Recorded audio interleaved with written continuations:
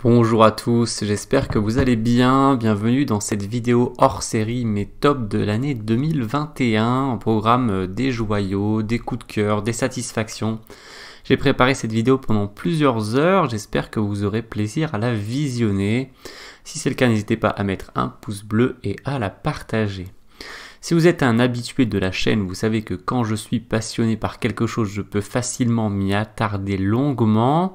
C'est forcément ce qui risque de se passer dans cette vidéo, mais je reste fidèle à ma ligne éditoriale, un peu à contre-courant de notre époque moderne, à savoir prendre le temps. Comme à l'habitude, vous pouvez utiliser le chapitrage dans la barre de lecture pour naviguer d'une rubrique à l'autre. Et si vous le souhaitez, vous pouvez accélérer la vitesse de lecture via la roue dentée. Sans plus tarder, voici le sommaire de cette vidéo. Alors, j'ai réparti en 10 rubriques mes tops de cette année 2021. Donc, un coup d'ouverture juste pour commencer. J'aurais pu en mettre beaucoup évidemment, mais voilà, j'ai quand même essayé de me restreindre parce que même avec tout ça, on va avoir déjà du pain sur la planche. Alors les meilleurs coups de l'année, là il y aura de quoi faire, j'en ai mis 5. Les meilleures parties de l'année, là c'est le plus gros chapitre, il y en a 17, alors je vais pas vous montrer les 17 sinon ça va prendre des heures. Je vais vous montrer des petits moments, des petits coups à l'intérieur. Voilà, on se concentrera surtout sur les meilleurs, sur les 5 meilleurs peut-être, ou les 10 meilleurs. Mais là, il va falloir quand même que je me restreigne, sinon ça va vraiment être hyper long. Alors ensuite, j'ai mis 4 finales, bon, ça va être assez rapide normalement. Des performances d'élèves, des chaînes YouTube en français, en anglais, des publications papier, donc particulièrement des livres, des revues. En 9, il y a petit bonus. Et pour finir, les projets perso échecs de cette année 2021 qui ont été réalisés.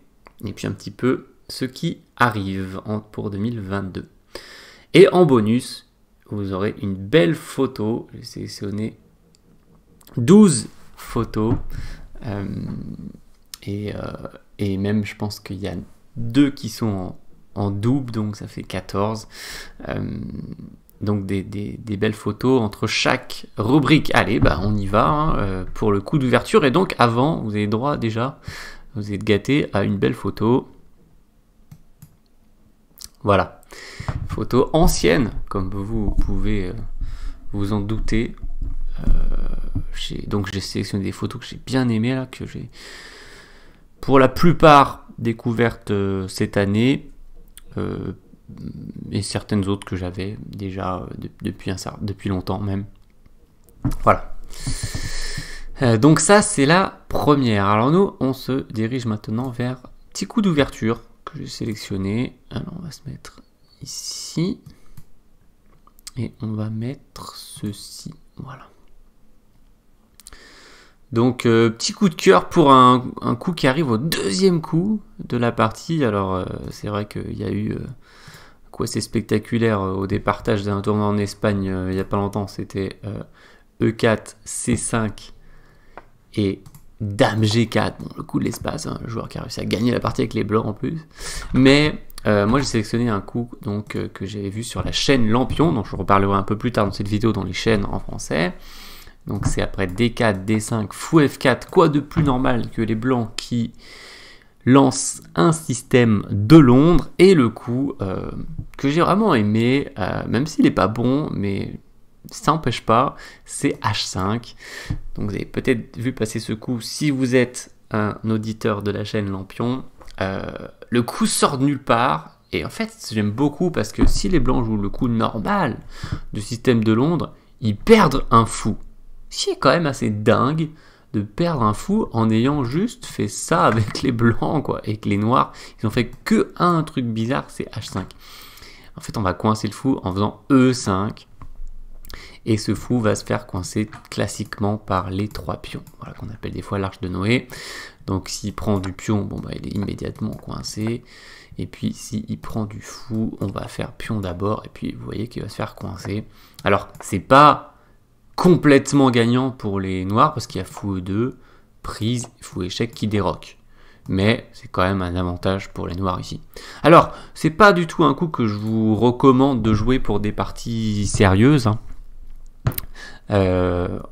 Parce que après H5, il suffit que les blancs ne tombent pas dans le panneau et qu'ils jouent un coup tout à fait raisonnable comme cavalier F3 par exemple, pour que la construction des noirs devienne immédiatement suspecte avec un pion sur H5. On peut déjà plus trop faire le petit roc, donc on a développé 0 pièce, voilà. Et même d'essayer de retomber dans un gambit de la dame avec les blancs, ça va poser un problème, un souci aux noirs qui ont un pion sur H5, voilà. Mais en tout cas, j'avais bien aimé ce coup néanmoins. On enchaîne avec la deuxième catégorie, qui sont les meilleurs coups de l'année. Alors, je vous mets le ODT. Voilà. Donc, meilleur coup de l'année, j'en ai mis 5. Donc, qui se tiennent beaucoup. Honnêtement, très dur de départager. Je les ai classés dans cet ordre. Du premier au 5e, et je vais vous les montrer. Mais, belle photo avant ça, que j'ai failli oublier. Donc, photo suivante. Alors, je vais pouvoir mettre ça là-haut. Oula, pas du tout, ça. Photo suivante qui m'avait fait bonne impression, très bonne impression. C'était la conférence de presse initiale du championnat du monde Carlsen et Pomonachi 2021. Voilà, j'avais bien aimé déjà une photo avec plein de photographes du championnat du monde 2018 Caruana Carlsen. Donc ça c'est championnat du monde 2021, conférence de presse, mais j'ai une photo bonus championnat du monde 2021, regardez. C'est celle-ci. Alors, je suis allé la rechercher dans la galerie du championnat du monde. C'est une photo qu'on doit à Eric Rosen, qui était photographe officiel, un des photographes officiels de la FIDE sur place. Et il y a ce jeune garçon, voilà, qui est derrière la vitre et qui regarde Carlsen réfléchir. Et il y aura une autre photo avec, voilà, à quel point les champions du monde peuvent inspirer les jeunes joueurs depuis toujours dans l'histoire des échecs. Et il y en aura une tout à l'heure avec la championne du monde, Zhu Wenjun. Voilà pour les photos. On peut repasser au mode échec. On y va. Hop. Alors, cette partie a été jouée en échec 960. C'est la seule de cette catégorie. Mais j'ai sélectionné cette partie à la fois dans le coup de l'année et les meilleures parties de l'année. C'était le choix de Christian Bauer dans la revue Europe Échec. Donc ça ouvre par B4, alors c'est pas un orang-outan, hein, c'est pour faire jouer la dame, et Wesley So qui va se rendre compte que dans cette configuration de pièces, le pion G7 est un peu vulnérable. C'est le point faible, et il va le cibler. Alors on y va. Il joue contre Maxime Bachier-Lagrave. Et donc il sort sa dame, et il accepte de perdre un temps pour avoir enlevé le pion E5, pour pouvoir plus cibler le pion. On peut imaginer un coup comme Fou C6. Alors peut-être que Fou F6 était un coup, d'ailleurs, il y a plein d'options ici. Il y a le cavalier E6 de Maxime Bachier-Lagrave, cavalier E3, Fou G5. Et premier joli coup de Wesley So, il joue cavalier D5. Alors j'ai une photo de Wesley So que je peux vous mettre ici, voilà. Pour moi qui est auteur du coup de l'année, même s'il y en a plusieurs qui sont très proches. Donc c'est pas celui-là, il sacrifie la qualité quand même. Et pour se débarrasser du fou de case noire. Et le fou de case noire, ben, il aura peut-être été utile pour défendre le pion G7. Petit roc. Alors, petit roc, c'est un peu spécial au 960. Hein. Ça finit comme le petit roc qu'on connaît. Mais au début, c'est un peu différent. Voilà, petit roc. Pion B5. Cavalier recule. Et le coup, il est là. Si vous ne le connaissez pas, si vous ne l'avez pas déjà vu, vous pouvez mettre la pause pour le chercher. Alors il a envoyé cavalier F6 échec un peu dans le désert, mais il joue sur ses cases noires à fond. Il y a eu pion prend, la dame vient sur H6, c'est spectaculaire, la dame qui s'empare des cases noires. Il y a une menace Fou C2 qui est assez méchante, hein, parce que très dur d'enlever le mat. Donc il fait F5 Maxime Bachier-Lagrave, et puis il peut aussi faire F6 pour par exemple sortir son fou et mettre sa tour là, ou mettre le cavalier pour chasser la dame. Donc F6 ce serait vraiment un très bon coup, bloquer la diagonale. Mais non, il fait dame F6. Et là, il lui dit, ben vas-y, essaie d'enlever cette dame si tu peux, quoi. Et là, Maxime Achirov, il va tout faire pour l'enlever, mais ça va être hyper galère. Il va faire cavalier G7 tout d'abord, donc fou C3 menace mat. Il va défendre avec son deuxième cavalier. Et après H4, donc c'est spectaculaire ici de la part de Wesley So d'avoir une conception de dire j'ai donné une tour, parce qu'il a d'abord donné la qualité, puis un cavalier, donc il a une tour de moins ici, hein, il joue avec une tour de moins, et il se dit je vais enlever mon pion H tranquillement, et ça va bien se passer. Il y a aussi une idée de tour H3, tour G3 qui peut être hyper forte. Donc j'ai fait quelques analyses, on va pas aller dans le détail, mais juste pour dire d'ailleurs que s'il fait fou C2 tout de suite, qui est une autre bonne idée pour enlever ce cavalier et mater derrière, sur la grande diagonale, il y aurait C6, et après fou prend, il y aura une défense géniale latérale avec la tour, et maintenant sur fou prend, c'est la tour qui défend. Voilà, donc il fait H4 plutôt, et Maxime Achirov qui se dit, purée, il faut que j'enlève cette dame, c'est pas possible, il faudrait que je l'enlève avec la dame. Il faudrait qu'il enlève cette tour, mais ça prend beaucoup de temps. Donc il se dit, je vais sacrifier le fou, comme ça je pourrais mettre la tour là, et mettre la dame là pour se débarrasser de cette dame.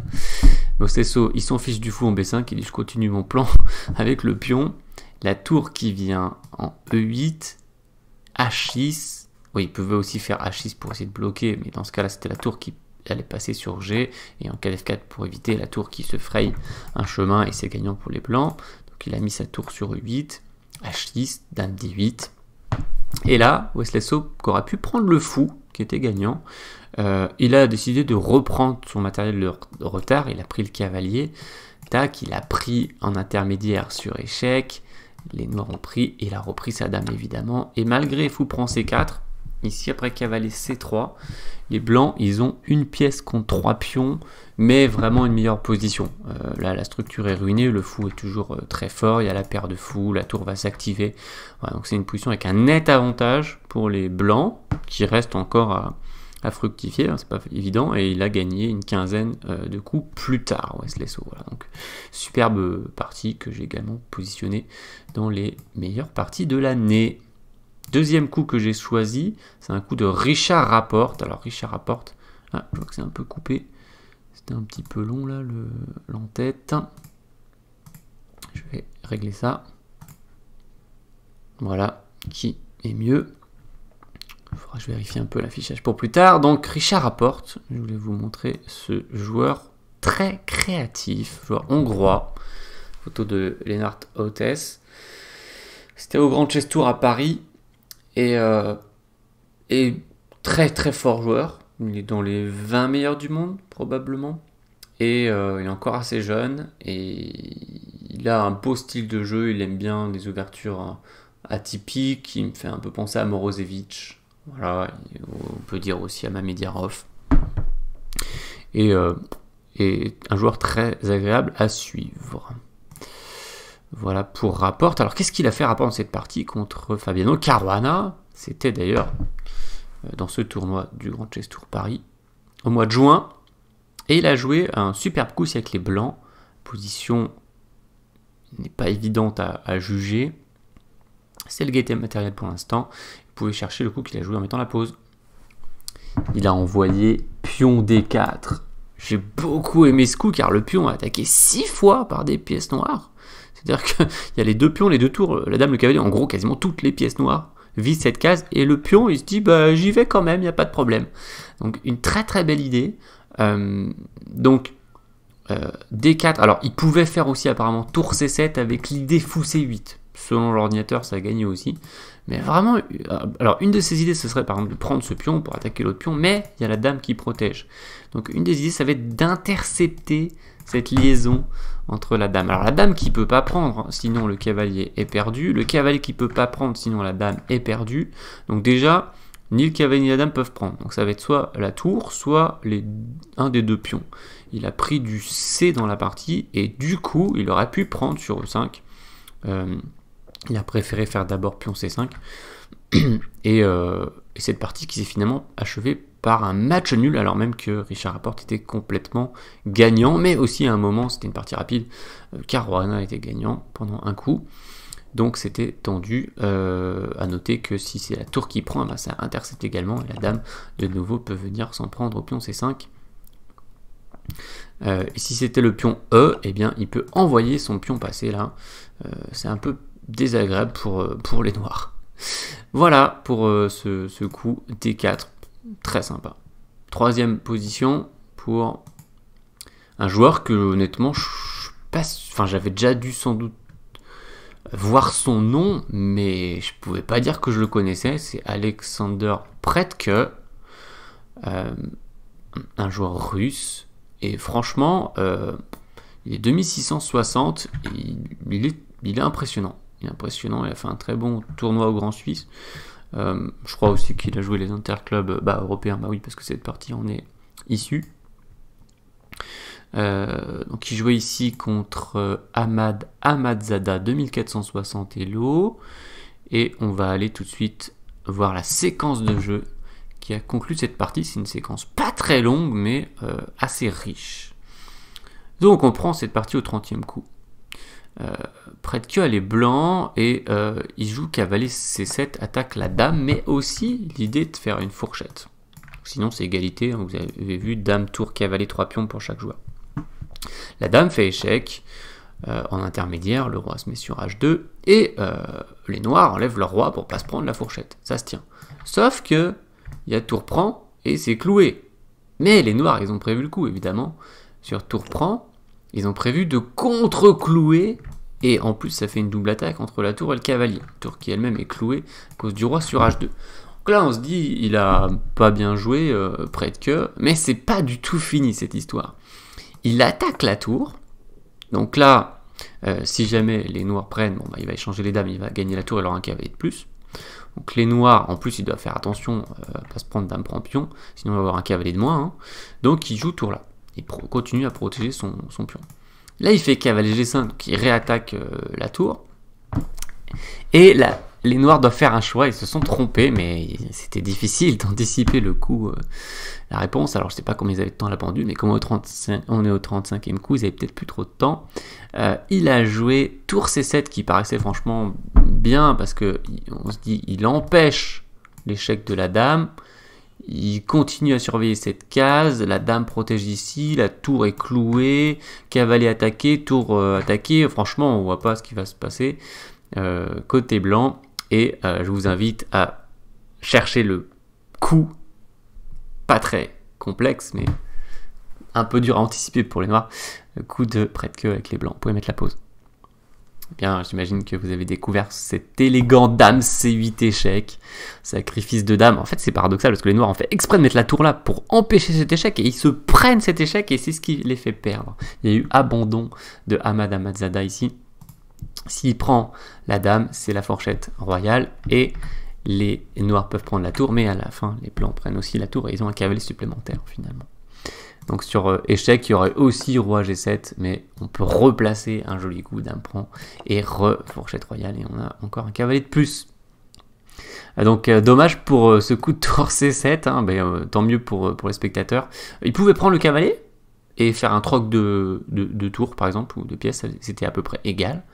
Mais il a cru qu'il gagnait évidemment avec... il s'est dit franchement, j'attaque les deux pièces, la tour est clouée, je vois pas ce qui va m'arriver. Et boum, dame C8, c'était spectaculaire. Il aurait pu aussi jouer sa tour ailleurs, pour ne pas se prendre dame C8 d'une mauvaise façon, parce que dame C8 maintenant, roi bouge, échec, et là roi H6, le roi se cache, il n'y a plus d'échecs intéressants, et les blancs gagnent la partie. Les noirs gagnent la partie cette fois. Donc ça s'est joué à ce moment-là, c'était assez spectaculaire. Et encore deux autres coups que j'ai sélectionnés pour ces meilleurs coups de l'année. C'est Jobava. Voilà, Jobava contre Yilmaz. Alors Jobava, un joueur que j'aime beaucoup. Très créatif, même s'il a perdu beaucoup de points Elo. Il était à 2700 à un moment. Donc il a les blancs, il se fait un peu attaquer hein. Ici s'il joue un coup un peu neutre comme fou C5 par exemple, il peut y avoir soit cavalier prend, puis on prend fou G3 avec la menace de mat et le fou va s'en aller, mais regardez il y a l'autre fou qui va venir remplacer et là ça va être la catastrophe. Ça peut être aussi la dame qui vient le faire sur échec. J'avais une variante avec fou C4, dame H1, roi E2, échec, cavalier là, dame prend, voilà, fou prend. Regardez le roi qui est complètement coincé. Donc il se fait attaquer, il fait cavalier F3 pour essayer de se défendre. Il sacrifie un cavalier, ok. Il attaque le cavalier s'en va. Oups. Il aurait pu peut-être faire fou E6, je sais pas s'il aurait pu faire cavalier prend fou, il fait cavalier F6. Et là, le coup, sympa, vous pouvez mettre la pause pour le chercher. Alors, qui sort aussi de nulle part, franchement, ici, fou E7. Ça me rappelle un fou E7 de Kramnik, d'ailleurs. Contre le joueur italien Vocatoro, je pense. À vérifier aux Olympiades 2016. Et voilà, fou E7 qui... On se dit, qu'est-ce que c'est que ce coup? Alors, l'idée, c'est sur tour prend, de placer cavalier C6. Donc, très joli coup qui attaque les deux tours à la fois. Et en plus, les deux captures tours sont intéressantes. Donc, si les noirs prennent la tour en 1, ben, c'est échec, roi bouge, tour prend, échec.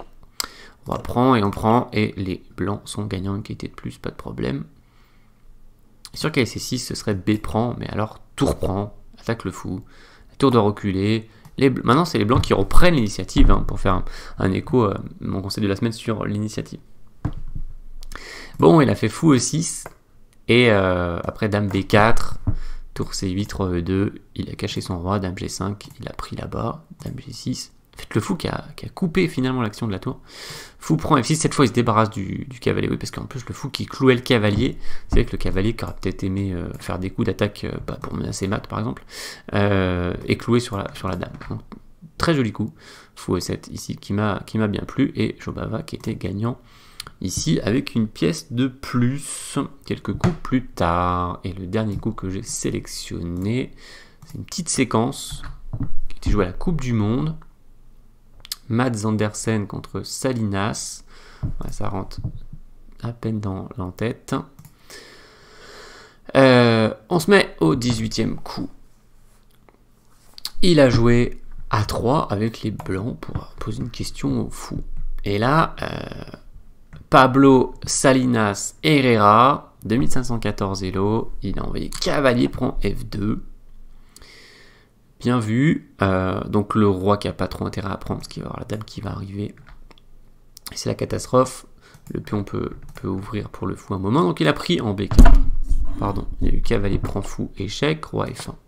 Dame prend E3, menace mat en F2. Donc sur cavalier D4 pour défendre avec la dame, il y aurait mat sur G1. Un beau mat. Il fait dame F5 pour défendre le mat et attaquer le cavalier. Cavalier F6.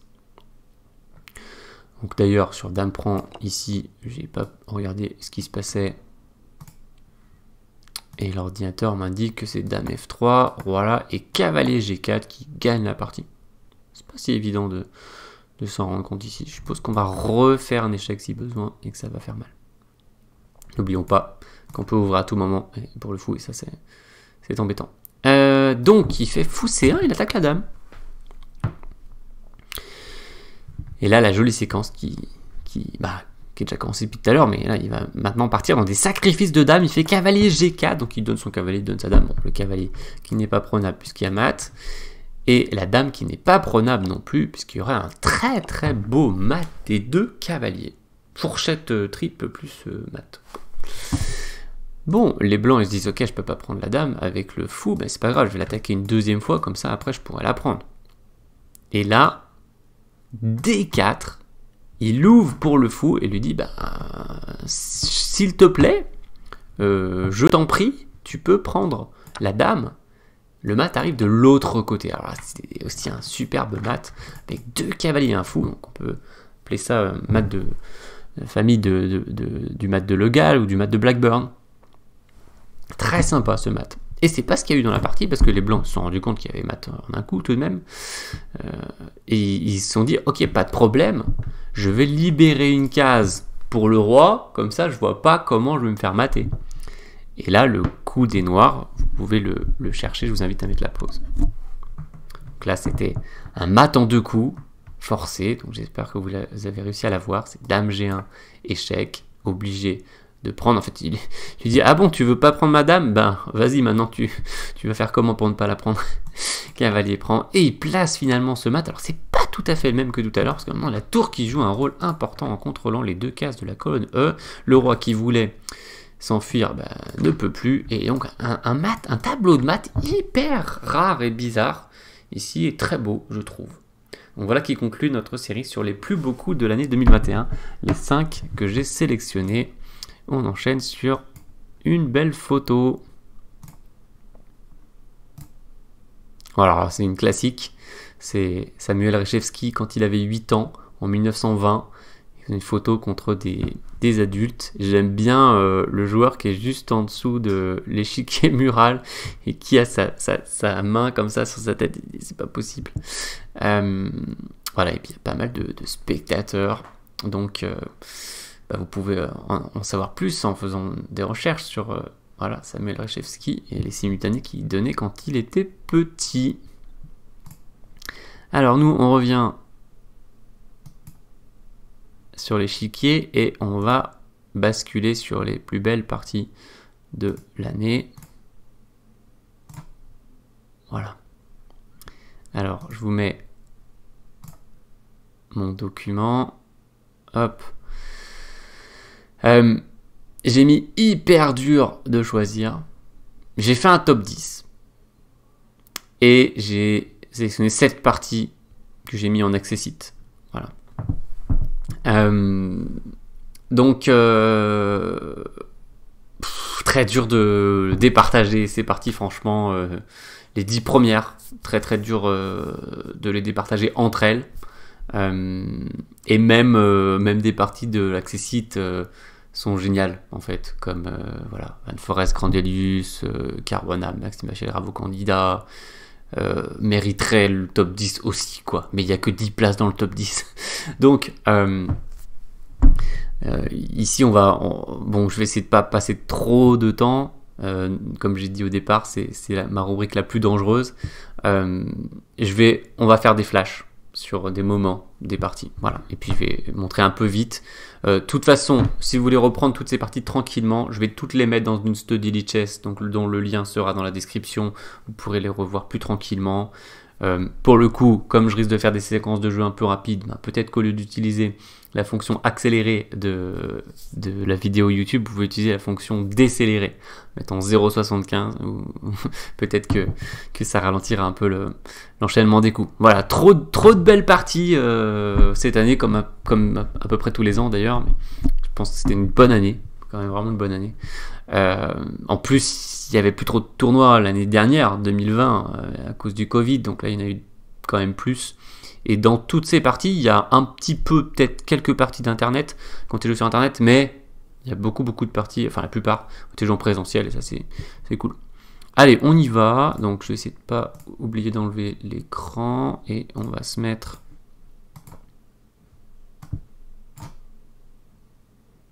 Voilà. Comme ça, je vais un peu ajuster l'en-tête. Voilà. Alors, Carlsen et Pomachi que j'ai mis en premier, parce que championnat du monde, la durée de la partie, 7h45, ce qui s'est passé à l'intérieur, la physionomie, c'était juste énorme, quoi. Au début... c'était plutôt ok pour les noirs, pour Nepomniachtchi. Pendant très longtemps, c'était ok pour lui d'ailleurs. Donc il y a eu un Zeitnote de folie avec cette position 2 tours contre une dame. Voilà, matériel déséquilibré qui pimente beaucoup la partie. Où les deux joueurs ont raté des coups, surtout Nepo. Il a pris un peu trop de risques, il a poussé, il aura pu prendre plusieurs fois le pion en B4, même encore ici. Puis après, il s'est retrouvé un peu sous pression et voilà, il avait son beau pion A3 qui était censé lui procurer un match nul. Il a laissé Carlsen sacrifier sur A3, il a compris qu'il ne pouvait pas vraiment se permettre de jouer cette finale parce qu'il risquait de la perdre. Il risquait fortement de la perdre, donc il a pris sur H4. Après, ils ont joué pendant très longtemps cette phase de jeu avec la dame contre les 2 tours. Je vous fais défiler comme ça. De toute façon, vous avez sans doute déjà vu beaucoup cette partie. Je l'avais longuement débriefé, bien sûr, en vidéo. Et juste le moment critique suivant arrive au 80e coup. C'est quand Carlsen s'est rendu compte qu'il ne pouvait pas faire autrement. A pris en F7 et a pris le fou et il a joué cette fameuse finale. Donc, il y a eu plusieurs parties à l'intérieur de cette partie. Ça me fait penser à la phrase d'Alekhine. Pour me battre, vous devez me battre 3 fois. Une fois dans l'ouverture, une fois au milieu de partie, une fois en finale. Et ben là, Nepomniachtchi qui a réussi à survivre pendant l'ouverture et le milieu de jeu, mais il n'aura pas finalement survécu à la finale, et même si c'était une nulle théorique.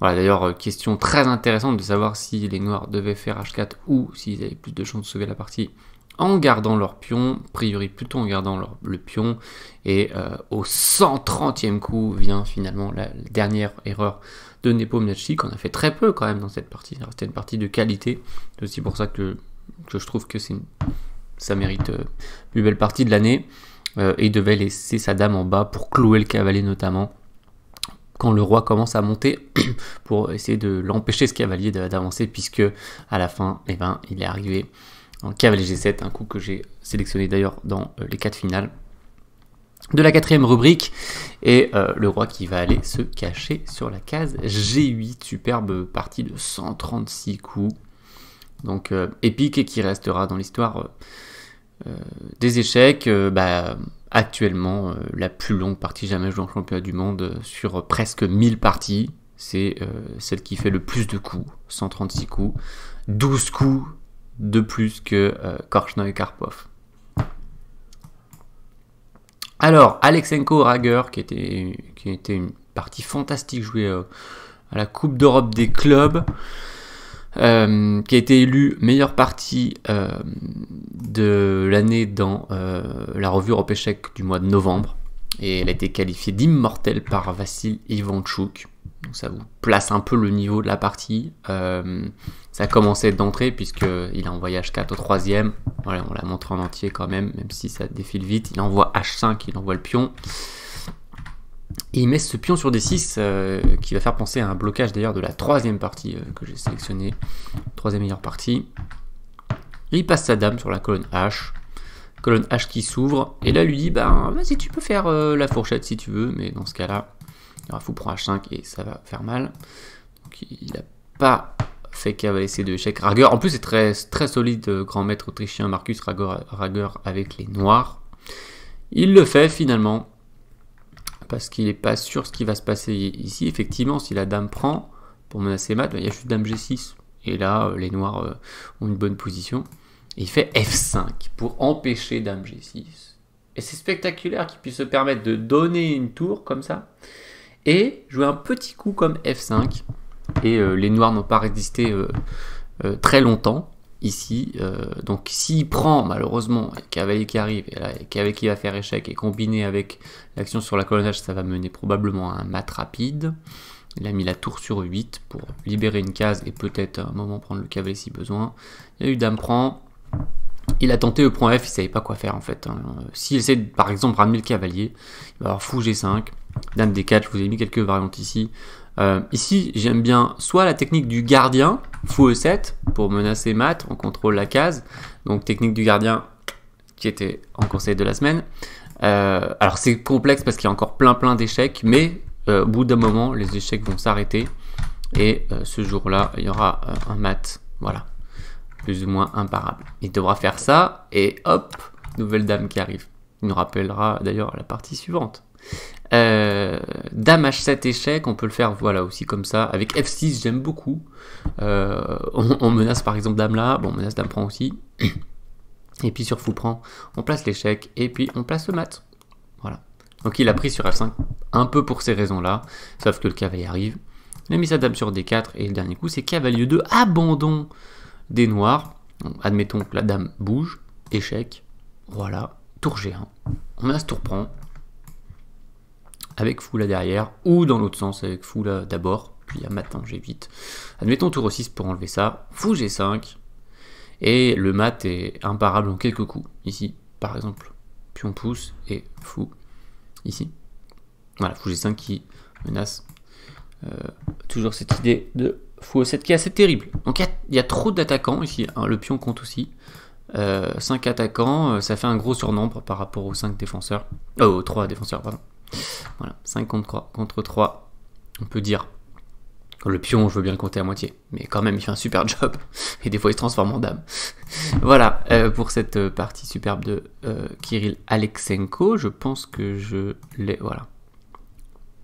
J'ai sa photo, d'ailleurs, j'avais aussi Carlsen et Nepomniachtchi. pour la première partie et on bascule sur la troisième. Donc mon top 3, hein, voilà, et le top 3 c'est Maxime Matlakov, très fort grand maître russe, 2668 Elo, au championnat russe par équipe, et on va aller au 18e coup directement. J'ai joué Dame G3, cavalier F4, il met sa tour sur D6, voilà, donc le problème pour les noirs, ça va être de réussir à sortir le fou et la tour de l'aile dame, et en gros, ils vont jamais réussir. Fou E7 attaque la tour, et là, il joue tour à D1, il protège sa tour et sacrifie la qualité. Fou prend, pion prend, donc on retrouve le pion D6 de Alexenko, la dame fait ce qu'elle peut, Dame G5 attaque la tour, le pion peut pas venir parce qu'il est cloué, donc la tour doit se décaler. Et là, un très joli coup que vous pouvez chercher en mettant la pause. Dame E7, félicitations si vous l'avez trouvé, c'est un très très beau coup parce que sur tour prend, pion prend, il n'y a rien qui peut arrêter ce pion, ce qui est rarissime. Hein. Ici, aucune pièce noire ne peut s'en occuper. C'est terrible, alors il n'a pas pris. Là où c'était beau, c'est que la partie a continué. Il a fait tour F8, la dame prend le pion, attaque le cavalier s'en va, essayer de bloquer le fou en C4 qui était assez fort. Et il joue tranquillement F4, voilà. Ce que j'aime bien, c'est quand un joueur fait des sacrifices, mais derrière il joue des petits coups tranquilles, notamment des petits coups de pion, et il montre qu'en fait son sacrifice est tellement fort positionnellement qu'il a tout son temps pour gagner la partie. Et il envoie du renfort ici, roi H8, F5, F6 pour pas se prendre F6. De toute façon, ce cavalier bouger, c'était catastrophe avec Dame E7 a priori. Et un autre coup fort sympathique qui était candidat sans doute dans les plus beaux coups de l'année, mais dans cette partie il y a tellement de beaux coups qu'elle devient une partie de l'année. Et les blancs jouent, vous pouvez mettre la pause. Et c'est re-sacrifie sa dame. Ça c'est beau. Ça c'est vraiment beau. Il fait E7, donc la tour qui doit bloquer le pion. Et il joue juste tour F1, abandon, qui menace tour F8. Ça aurait pu se finir de très belle façon. J'en ai sélectionné deux, selon qu'il fasse G6 ou H6 pour faire une sortie pour son roi. De toute façon, il n'a pas d'autre possibilité. Notez ici que les bouts de bois, en B7, B8 et C8. Donc, admettons H6. Tour F8 échec. Donc, il ne va pas laisser faire une dame comme ça. Et par exemple, parce qu'il y a plusieurs façons de gagner, par exemple, si on fait tour pour tour, on va gagner cette partie. Mais fou échec, roi G6, fou échec. Alors là, voyons deux possibilités. Soit il sort, soit il rentre. Admettons, il rentre, on prend ça. Il essaye de se faire une case. Et un sacrifice de tour et la dame va arriver. Et il y aura mat, voilà. Hop, un mat comme ça. Ou bien il sort.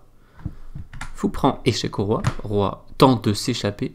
Fou F7. Là, on se dit, oh là, le roi s'échappe. Échec. Oh là là, mais le roi a trouvé une cachette. Cavalier, échec. Revient et fou là. Technique du gardien, on peut dire. Et on menace d'enlever le cavalier et faire mat. Et bonne chance pour trouver une solution contre ça. Spoiler, il n'y en a pas. Tour F1. Et donc, admettons qu'il fasse G6. Là, c'est plus rapide. C'est tour échec. Voilà, tour prend. Et s'il fait par exemple dame B4 pour venir chercher un échec, ça se finit par tour G8, roi F6, E8, promotion cavalier, comme c'était montré par Fabien Libizewski qui a commenté cette partie dans l'Europe échec. Voilà, très très très beau tableau de maths. On a vu celui de Salinas tout à l'heure contre Mats Andersen. Et là, ça c'est un tableau de maths. Hein. À noter que les blancs qui ont pas mal sacrifié et ils refont un cavalier ici. Et il fait un beau mat. Voilà pour les trois parties que j'ai sélectionnées. Bon, alors les autres, on va faire vraiment des courts stops si on peut, si on y arrive.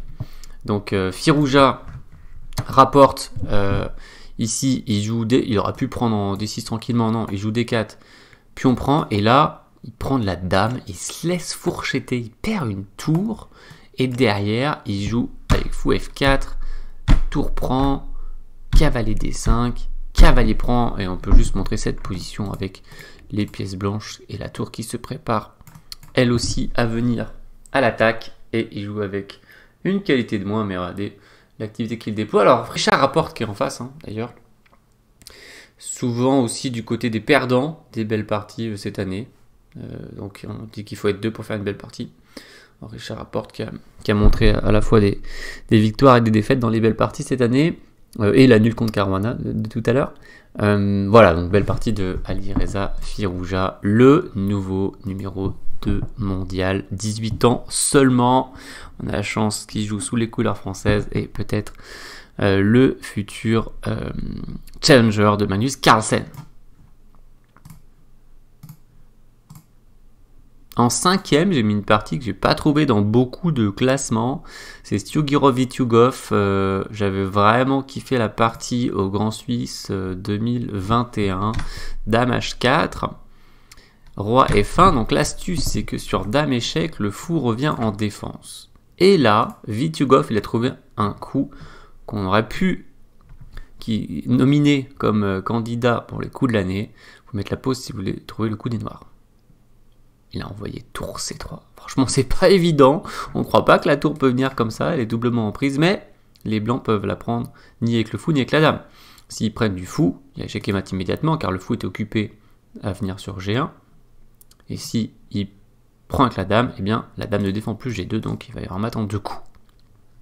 Ok, mais on pourrait se dire tour C3, c'est bien gentil, mais si les blancs prennent pas, eh bien, si les blancs prennent pas, les noirs vont claquer la tour en F3, et ça va faire un mat en 4 coups. Comme ceci, très très beau. Ou alors on peut aussi montrer par exemple un coup dame et pion, échec et mat. Voilà, donc il a pris le cavalier du coup et il a pris la tour. Et il a sacrifié la dame pour tour et pièce. Et le combat a continué, combat incroyable. Dame prend G5, le roi sort. Après c'est les blancs qui vont passer à l'attaque avec leurs 2 tours. Le roi qui va venir au centre. Je vous montre juste les coups parce que c'est dingue et il y a eu des occasions ratées un peu de tous les côtés.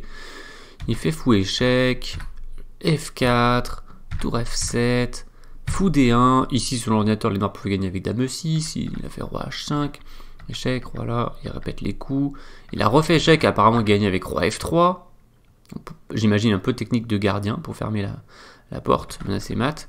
Tour H7, roi là, fou prend. Regardez la séquence ici, D4, on se dit c'est cloué, c'est horrible. Et en fait, il a préparé une découverte et il fait roi F1, échec et il se décloue par la même occasion. Le roi s'en va, et là il claque la tour en C6, dame prend, là on se dit mais t'as plus de pièces, et il fait tour échec. Et là, si le roi vient là, un petit échec qui arrive par ici, le roi vient là, et il y a un autre échec qui arrive. Et le roi n'a qu'une seule case, ici, et ce serait mauvais, puisqu'il y aurait tour échec, et ça gagnerait pour les blancs. Et là, il contre-sacrifie la dame, prise, et maintenant il lui dit, bah tu fais quoi avec tes 2 pièces en prise? Donc la tour s'en va, il prend le fou, la tour prend, et là, je pense que les 2 joueurs étaient au bout du rouleau, ils ont même pas essayé de continuer la finale de tour, ils ont répété les coups ici, comme ça, avec 4 pions chacun et une tour. Donc cette partie que j'ai mis en 5e, franchement, je l'ai trouvé géniale. Allez, 6e, bon, je t'achète Caruana avec un coup qui m'a choqué. De Caruana ici, vous pouvez chercher un coup pour les noirs. Si vous ne connaissez pas cette partie, franchement, bonne chance pour trouver le coup de Fabiano Caruana. C'est un coup anti-positionnel et on ne sait même pas pourquoi il le fait. C'est génial. Mais il va nous démontrer la puissance de sa conception. Il fait fou prend C3. Franchement, il y a un cas sur 10 maximum où ce type de coup marche. On enlève le fianchetto. J'avais fait une vidéo spéciale sur le fianchetto. Je la mets là-haut. Pour expliquer à quel point c'était précieux, c'était un joyau, le fou de fianchetto. Bon ben là, on se dit, il est fou quoi. Enfin franchement, si j'ai un élève qui joue ça, il va m'entendre. Hein. Et puis il le refera pas. Hein. Bon, mais là c'est le numéro 2 mondial, Fabiano, enfin l'ancien numéro 2 mondial, Fabiano Caruana. Donc dame F6, et en fait il a compris que ses cavaliers allaient pouvoir prendre un grip sur la position en cas de prise. Là il y a un problème avec le pion, du coup il enlève sa dame. Et il fait cavalier C5. Il attaque le pion. Ok, il veut pas prendre parce que pion prend. Et regardez le cavalier qui va bondir sur D4. Je sais pas pourquoi c'est. Voilà. Ça fiche mal. Dame B1. Dame E6. Voilà. Donc il va gagner un pion. Ou obligé fou prend C5. Et les blancs veulent pas fou prend C5. Dame prend. Et je fais juste défiler la partie. Elle est d'une complexité rare en fait. Et là, il va stabiliser. Regardez ces 2 cavaliers qui vont dominer la paire de fous. Il va stabiliser, il va empêcher F4. Franchement, s'il se prenait F4, il pouvait juste perdre la partie, mais là, il a réussi à l'empêcher. Et Wojtaszek, il a pas dû trop comprendre la conception positionnelle de Caruana, et il a fait ce qu'il a pu, il a pas mal joué en plus, mais F3 par exemple c'était pas terrible. Regardez les cavaliers qui avancent, les pions qui avancent, la tour qui avance, tout le monde avance en fait. Et c'est les noirs qui avancent, et même c'est lui qui joue pour l'ouverture de la position alors qu'il lutte contre une paire de fous. Et craquage de Wojtaszek, qui est un très très fort grand maître polonais, mais là il a pas réussi à tenir. Et hop, petit sacrifice, tac tac, et sacrifice où on échange les dames, donc c'est plutôt rare pour être signalé, assez rare, et il gagne comme ça avec des pions triplés, et il place cavalier C4 avec les détours A. Franchement, c'est tellement la classe cette partie quoi. Wojtaszek, Caruana, que j'ai placé en 7ème position. Alors en 6ème position, vous ne l'avez pas vu parce qu'on l'avait déjà vu tout à l'heure, mais j'ai mis Sceaux contre Maxime Bachier-Lagrave. Je vous remets vite fait le classement d'ailleurs. Voilà, ça vous savez un peu où on en est. On a fait les 7 premières. On va compléter le top 10 avec les 2 parties de Carlsen contre Fedosseyev à la Coupe du Monde et Gelfand Movsesian. Alors, donc voilà, on a parlé de Caruana, Fabiano Caruana qui reste un des... Allez, un des 3 meilleurs joueurs du monde, un des 5 meilleurs joueurs du monde, et hyper stable, hyper fort en préparation d'ouverture, notamment celle contre Maxime Bachier-Lagrave, hyper fort à peu près tout, voilà, juste un tout petit peu moins fort que Carlsen dans à peu près tout, mais sinon, et encore, préparation d'ouverture, ça se discute, je pense qu'il est au-dessus de Carlsen, enfin ils ont un style différent de préparation d'ouverture, Caruana il va chercher un peu plus... la profondeur, alors que Carlsen il va chercher plutôt la largeur. Jouer de différentes ouvertures. Ok, donc on y va. Alors franchement, les 2 parties de Carlsen contre Fedosseyev, c'est 2 chefs-d'œuvre. Surtout pour moi, celle-ci, c'était celle où il avait les blancs. Mais l'autre est géniale aussi. Hein. Mais, franchement, ça mérite le top 5, ça mérite même le top 3. Enfin, c'est hyper dur pour moi de dire est-ce que cette partie est vraiment moins bonne que les 3 que j'ai mis dans les 3 premiers. Il faut juste faire un choix à un moment. Quoi. Pour moi, ça mérite top 3 cette partie. Elle est juste... elle est magnifique. Je la mets dans les plus belles parties que j'ai jamais vues aux échecs. J'espère que si vous ne l'avez pas vu passer ou que vous l'avez vu passer, vous prendrez plaisir à la revoir. Alors on va aller pour l'instant, voilà, ça avance, bon, pour l'instant c'est calme, les noirs qui attaquent le centre, il envoie son pion F, Magnus Carlsen, fou C3, cavalier D5, F5, cavalier 3, attaque la tour, enfin fourchette, voilà, il se laisse fourchetter, cavalier D5, menace fourchette, bah vas-y fais ta fourchette, ça me dérange pas. Et là il se dit, faut peut-être pas prendre la tour quand même, on va plutôt prendre le pion, ça a l'air plus safe, Fedosseyev. Fedosseyev presque 2700 Elo, très très fort grand maître russe. Cavalier prend, fou prend. Et là il se dit franchement je suis hyper solide avec les noirs. D5, là il commence à se dire peut-être que c'est moins solide finalement. Fou B6. Là il a l'espoir de faire jouer son fou un jour, et personne lui dit non, tu vas pas faire jouer ton fou. Et pion passé protégé à 2 cases de dame. B3 protège le fou qui est attaqué par la dame. Blocage, protection du pion B7. Dame 2. Dame G4. En fait, je suis sûr, il se dit comme ça sur tour point. Parce que tour point F5, c'est vraiment une grosse idée ici avec E6 derrière. Et il y a le fou qui joue. Ça peut être une grosse idée. Et je pense qu'il l'anticipe et il se dit voilà, je propose l'échange des dames et je pense pas que tu vas sacrifier la qualité. Et là, boum, il sacrifie la qualité. Spectaculaire. Donc pareil, il veut pas faire pion prend pour pas réveiller le pion, le fou, etc. Qui fait et dame prend. La tour arrive. Dame G5, fou D2. Encore un coup un peu tranquille. Dame D8, dame G4. Il y a une idée qui commence à apparaître, le fou prend E6, il faut faire attention. A6, et là, il se dit fou prend E6, c'est pas si grave. Et là, il envoie un coup Carlsen. Si vous ne l'avez pas vu, vous pouvez mettre la pause pour le chercher. Si vous avez trouvé le splendide tour prend F7, juste des applaudissements pour vous. Donc, sur tour prend, il va y avoir soit fou prend, soit dame prend. Bon, dame prend, ça a l'air juste mortel. En fait, les 2 coups, il a l'air extrêmement bon. Roi prend, dame prend, E6 échec, roi F8. Là, il va répéter les coups juste pour arriver au 40e. Et il va jouer E6. Et regardez les 2 pions. Il a plus de tour, hein, Carlsen. Mais voilà, maintenant la tour qui peut pas prendre, sinon c'est mat. Donc il y a eu dame F6 pour enlever les dames. Pion prend. tu peux échanger les dames. Alors j'adore aussi quand un joueur fait une attaque et il échange les dames, un peu comme Carona tout à l'heure, et il dit bah ok regarde maintenant, même sans les dames, t'es pas bien quoi. J'adore l'enfermement du roi, il peut plus bouger quoi. Il est enfermé par les pions et le fou. C'est super conception. Et le fou en B6, donc il se met en D8 pour bloquer, fou E6. Donc là il essaye de se dégager, roi F2, il essaye de sortir sa tour et là il lui dit tu sors pas ta tour. Et là les noirs ils sortent ni leur tour ni leur roi, du coup ils peuvent plus jouer. Il a encore joué 2-3 coups par inertie. Et quand il s'est rendu compte qu'il était cuit, il a préféré abandonner. Bah, j'ai envie de dire, il y a juste le roi qui va partir là-bas. Et que faire avec les noirs? C'est la tristesse. C'est la tristesse absolue. Donc j'adore cette partie. Magnus Carlsen, c'est juste la grande classe ici. Quand il joue comme ça, c'est tellement limpide. Et puis on a le meilleur joueur du monde qui nous montre comment jouer, quoi. C'est juste... J'ai même pas d'adjectif. Deuxième partie contre Fedoseyev, on va la prendre au 16e coup.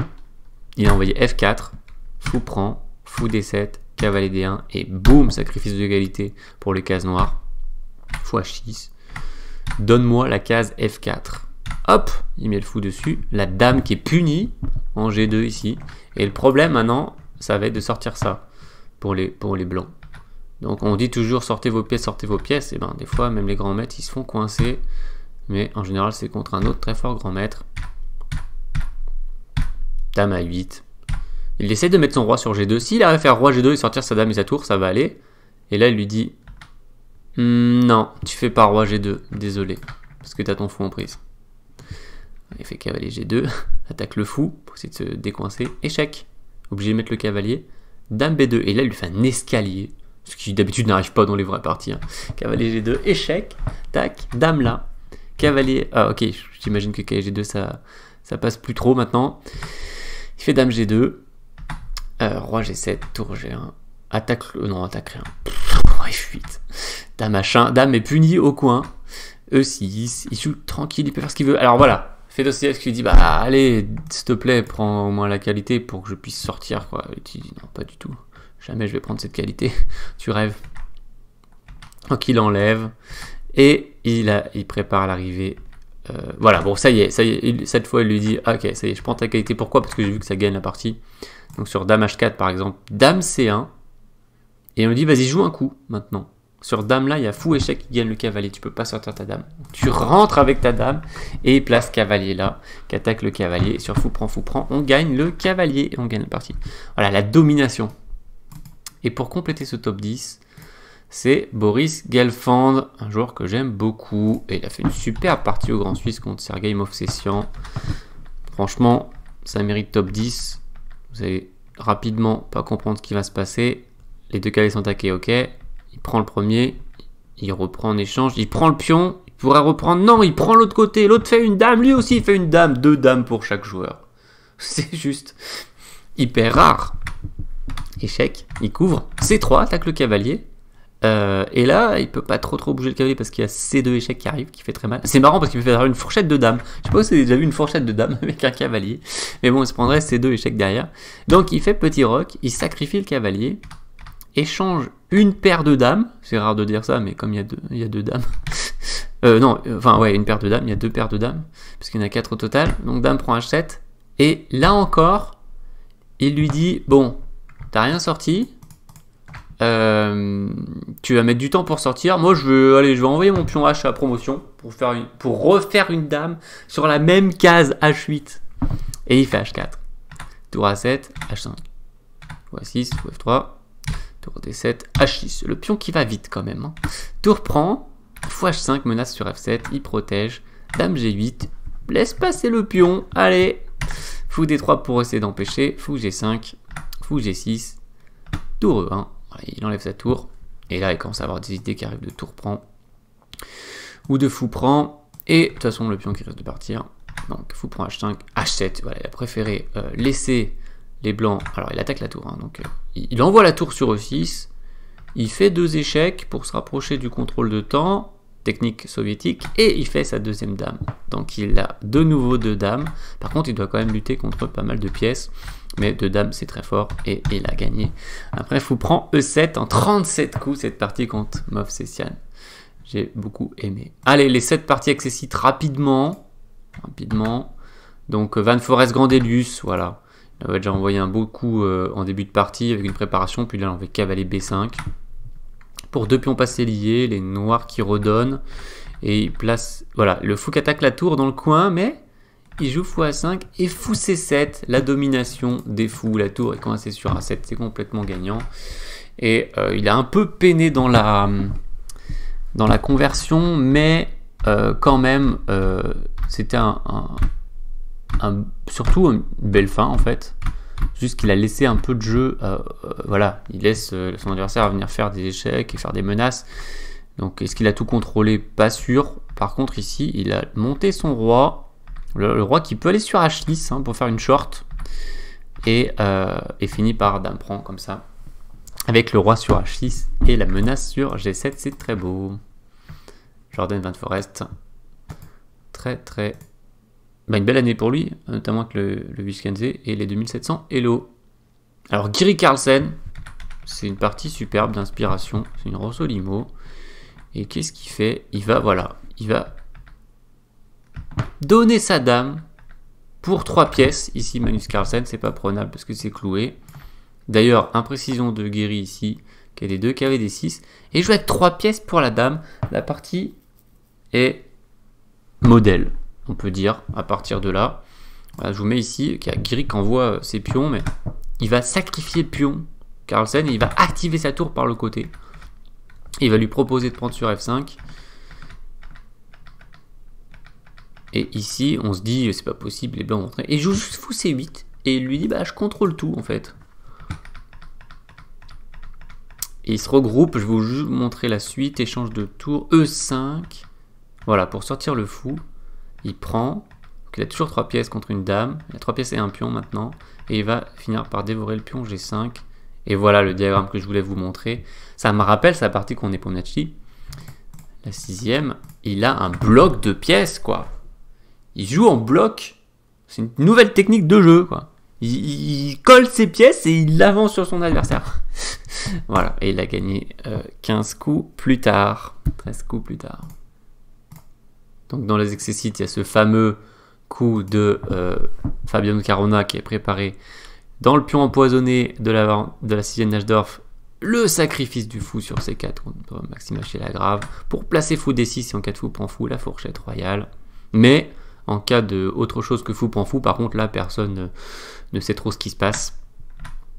Il a redonné la pièce, Maxime Haché-Lagrave, il s'est pris un sacrifice sur E6 qui était aussi préparé, je crois, de Caruana, et il a échangé finalement, il a redonné, voilà, il redonne un maximum de pièces, c'est une qualité. C'est une qualité, et on tombe dans la fameuse finale, on va tomber dans la fameuse finale. Après l'échange des tours, voilà, dans cette fameuse finale, tour pion contre tour cavalier, que je vais remontrer, que j'ai sélectionné dans les meilleures finales. Et que, voilà. Bon, je la remontrerai pas, d'ailleurs, je vous la montre maintenant. Il devait mettre son cavalier sur G7. Est-ce que c'est à ce moment-là à vérifier? Mais essayer de faire une forteresse comme ça, imprenable, avec le cavalier qui surveille ça, le pion ça, le cavalier ça, le pion ça, le cavalier ça. Et du coup, très dur pour les blancs de rentrer et essayer de faire des allers-retours. En tout cas, dans l'idée, c'était ça. Je sais pas si c'était à ce moment précis ou à un autre moment. Waouh, l'en-tête est long. On va mettre comme ça. Voilà. Oui, super partie, ma Mediarov rapporte. Bon, c'était une Méran. La variante, ça me rappelle le match de championnat du monde Kramnik à Nantes. Voilà, au moins les deux joueurs ont roqué. Et les deux joueurs qui vont s'attaquer mutuellement. La partie juste une des plus belles parties que j'ai vues cette année en direct. Plus 2 joueurs géniaux à suivre. Donc là, c'est les noirs clairement qui étaient en attaque. Hein. Mais ça va être les blancs qui vont y aller. Voilà, il envoie, regardez, il envoie sacrifice de tour, il décale son roi. Et il va maintenant pour l'attaque. Il joue un calme dame E5. et s'est rendu compte qu'il pouvait faire dame E5 et qu'il allait gagner. Il gagne la dame, mais il doit faire gaffe à pas se faire mater. Non, en fait, il gagne pas la dame finalement. Il va sortir son roi, voilà, et il va réussir à échapper au perpétuel finalement. Ok, on arrive dans la fin de la liste. C'est les 3 dernières, Navarra, Fedoseev, Predke, Yakoubayev et Much, Butard dame, alors juste des diagrammes. Voilà, diagramme ici de David Navarra qui a envoyé le cavalier sur B5, puis la qualité, donc il joue avec une tour de moins lui aussi, et il met beaucoup de pression sur ce cavalier cloué, et il va retirer les fruits plus tard. Encore une paire de fous qui travaille beaucoup d'ailleurs, et juste A5 pour stabiliser. Roi F1, un coup spectaculaire, pour pas se prendre dame E1 dans des variantes, et le roi qui est intouchable, ma foi. Il laisse le pion E5, il ouvre, et il peut placer un tour point E6 avec l'idée dame prend fou D5. David Navarra, joueur très attachant. Le retour de Predke, qui dans cette position d'Est indienne a joué D5, et après cavalier D4, il a pris, et au lieu de prendre du fou, mais c'est vrai qu'il y a une combine de cavalier prend E4, avec l'idée de tour E8, il a pris de la dame, et après cavalier G4, il va se faire attraper son fou, qui est un joyau, pour essayer de se débarrasser du joyau, qui est en face. Il a fait sacrifice de dame. Et il a joué comme ça. Il a doublé, il a fait roi D2, il a doublé, il a amené ses tours. Et c'était vraiment spectaculaire et bien exécuté de la part de Predke, une fois de plus. Il y a eu encore quelques coups, je vous montre pas la partie en entier. Et on conclut cette liste. Alors dites-vous bien que cette partie qui est top, 17ème de mon classement, c'est Max Varmer Dame. Il va falloir s'habituer à le prononcer parce que c'est un Hollandais qui était 2500 en janvier, il est 2600 maintenant. Donc il a 100 points. Donc c'est la relève hollandaise derrière Van Forest et Guiri, certainement. Et il avait les noirs ici, donc on va se mettre de son côté. Et contre Anne-Marie Much, il a envoyé le sacrifice de dame lui aussi.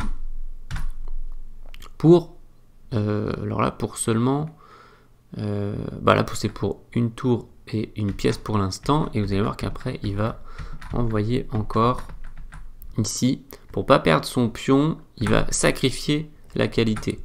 Du coup maintenant il joue que avec 2 fous contre une dame, ça va être le rapport matériel jusqu'à la fin de la partie, voilà, et là ça va carrément être juste 2 fous contre une dame, mais c'est superbe de voir que ce pion passé et ces 2 fous vont dominer la dame, qui peut pas trop prendre ici parce qu'il y aurait fou là, hein. Et après nouvelle dame, donc il a fait A3, C5, prise, et il reste coincé en fait, et les 2 fous qui dominent, c'est une belle domination avec les 2 fous, et il a galéré pour gagner par contre. C'était hyper dur et il a réussi en 77 coups, alors que là on est au 37e. Donc ça lui a pris 40 coups pour gagner. On peut montrer la position finale. Là cette fois, il va vraiment passer en force grâce à son roi. Voilà, et puis il fallait faire gaffe à ce pion qui est parti. Donc voilà pour les plus belles parties. Je vous montre le document. Donc juste pour conclure cette page, pour vous dire que il y a évidemment eu beaucoup d'autres parties, j'en ai peut-être oublié. Si c'est le cas, n'hésitez pas à les mettre en commentaire, je le redirai tout à l'heure. Je vous mets ces 17 parties dans la study, Lichess, et nous on enchaîne avec une belle photo. Et on va basculer après sur les finales. Alors la photo suivante, c'est celle-ci. Je l'ai trouvée sur Twitter, c'est Livourne. En Italie, c'est une photo d'Andrea Pistolesi. Impressionnante, non? Bord de mer, là. Très classe. Je la trouve très belle. Voilà. On remet. Alors, finale. Donc, j'ai mis le cavalier G7 de Magnus de sa partie 6 du championnat du monde, qu'on a vu tout à l'heure. C'est le dernier coup de la partie. C'est un des coups marquants de l'année pour moi, voilà, s'il faut choisir un coup de finale. Pas parce qu'il est juste incroyable, même s'il est beau, c'est une belle idée d'aller mettre le roi sur G8, mais ça conclut aussi cette partie, cette finale très longue et folle. Caruana Maxime Lagrave, donc on a vu la forteresse tour contre cavalier. Et puis Firouzja Mamediarov, donc c'est la prochaine partie de ma liste. On a bientôt fini la liste échec. Après, on va se concentrer un peu plus sur d'autres choses. Je vais vous montrer plutôt des sites internet. Donc, Firouzja Mamedov, bon, bah, vous avez peut-être vu. Et puis un bonus, Klek Gaal. Alors.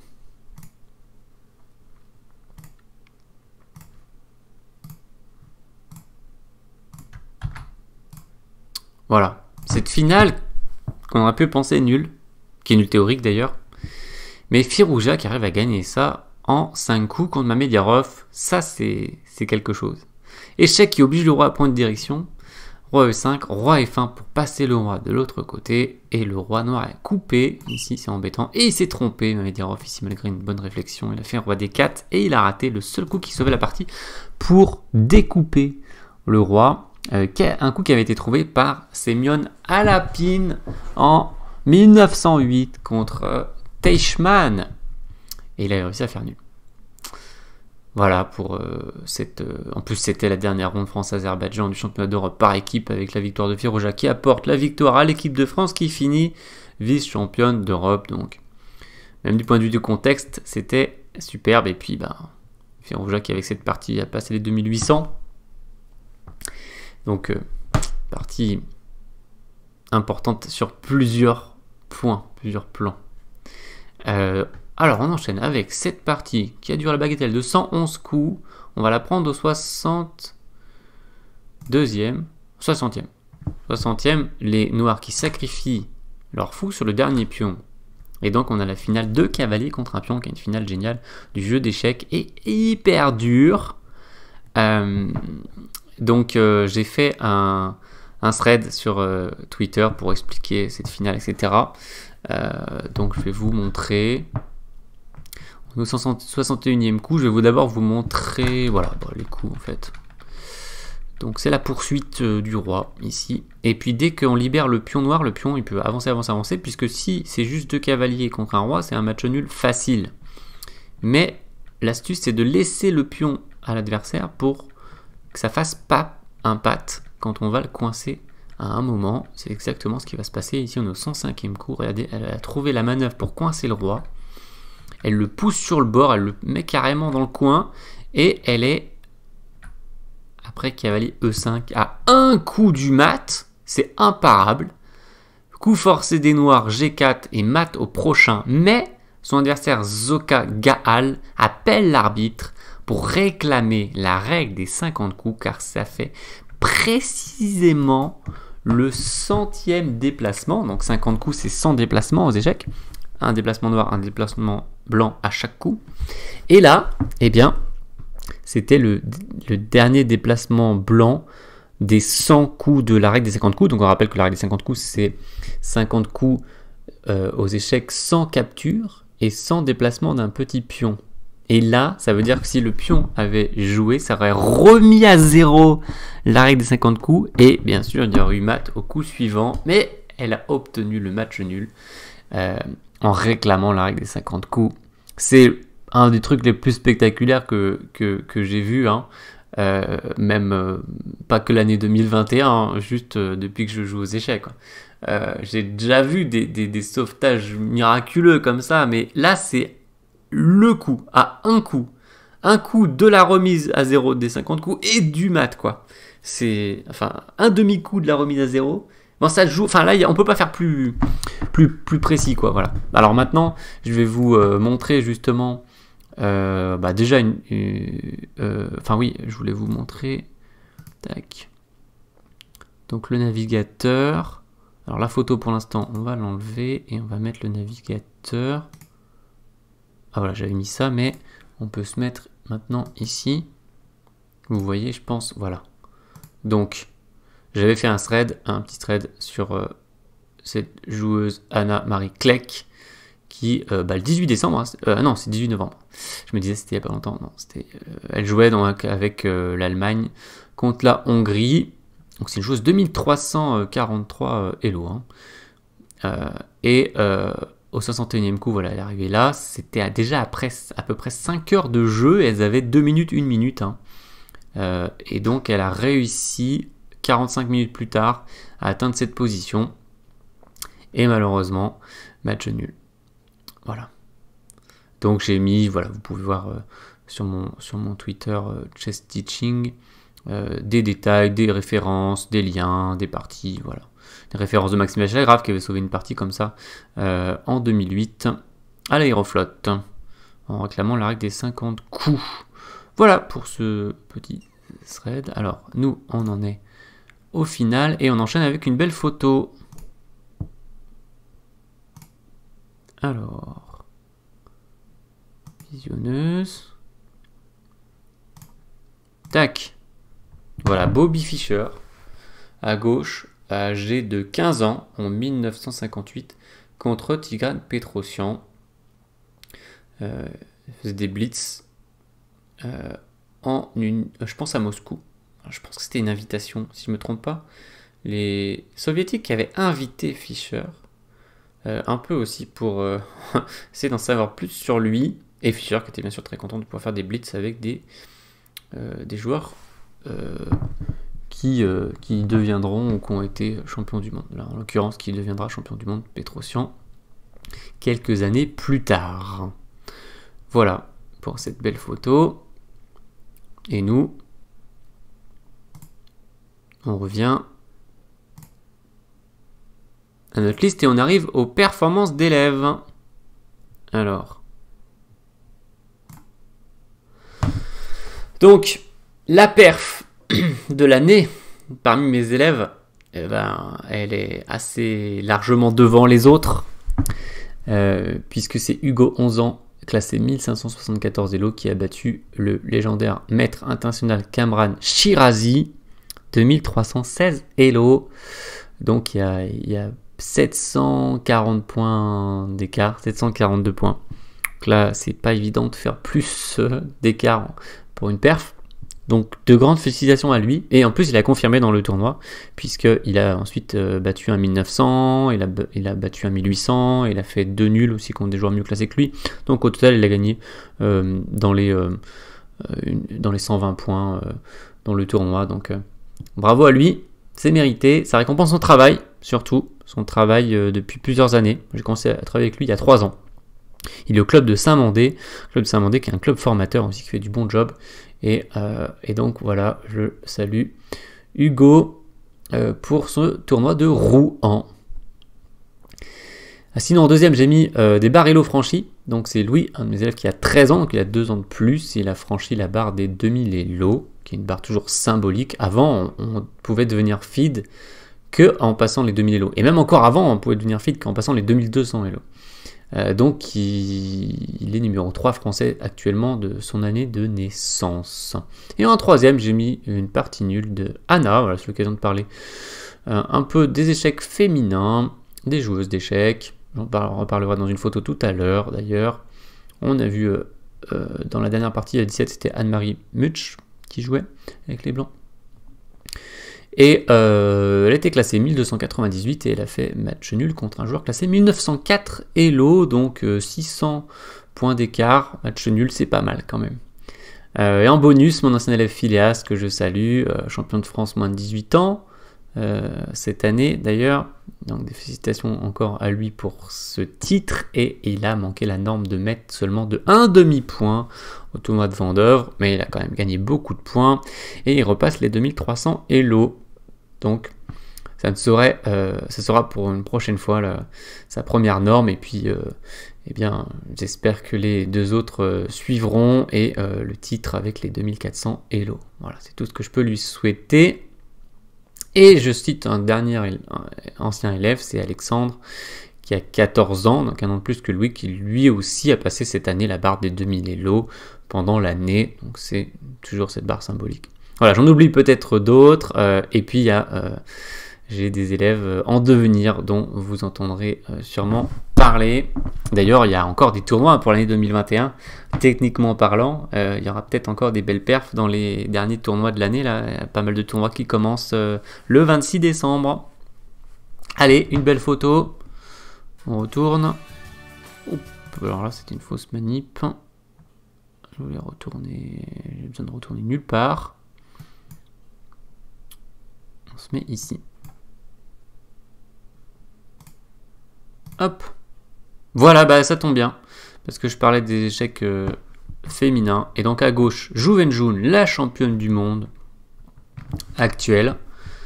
Enfin, si je me trompe pas, parce que des fois, c'est pas si facile de suivre l'évolution des titres féminins, parce enfin, il y a eu des changements dans les règlements, la Coupe du Monde souvent attribue le titre, etc. Mais Zhou Wenjun, quand même, la championne du monde au moins de l'année 2020. Il n'y a pas eu de changement en 2021. Et il y aura les candidates d'ailleurs en 2022. Et voilà, avec une jeune joueuse d'échecs, donc elle a signé, je sais pas si elle a signé échiquier ou signé quelque chose, un autographe sur un document. Et voilà, j'aime beaucoup cette photo parce qu'elle parle de l'inspiration procurée par les champions, les championnes. Et donc, je l'ai beaucoup aimé et je l'ai sélectionné, même si elle datait de 2020 la photo, mais elle a été republiée à l'occasion des événements autour des échecs féminins en mars 2021, notamment. Voilà. Donc je l'avais publiée sur mon Twitter également. Si vous voulez voir ce genre de photos de temps en temps, sur mon Twitter, j'en publie. Alors, on arrive à la catégorie suivante, à savoir les chaînes YouTube en français. Alors, 4 recommandations, j'ai mis. Et donc, je vais vous les montrer tout de suite.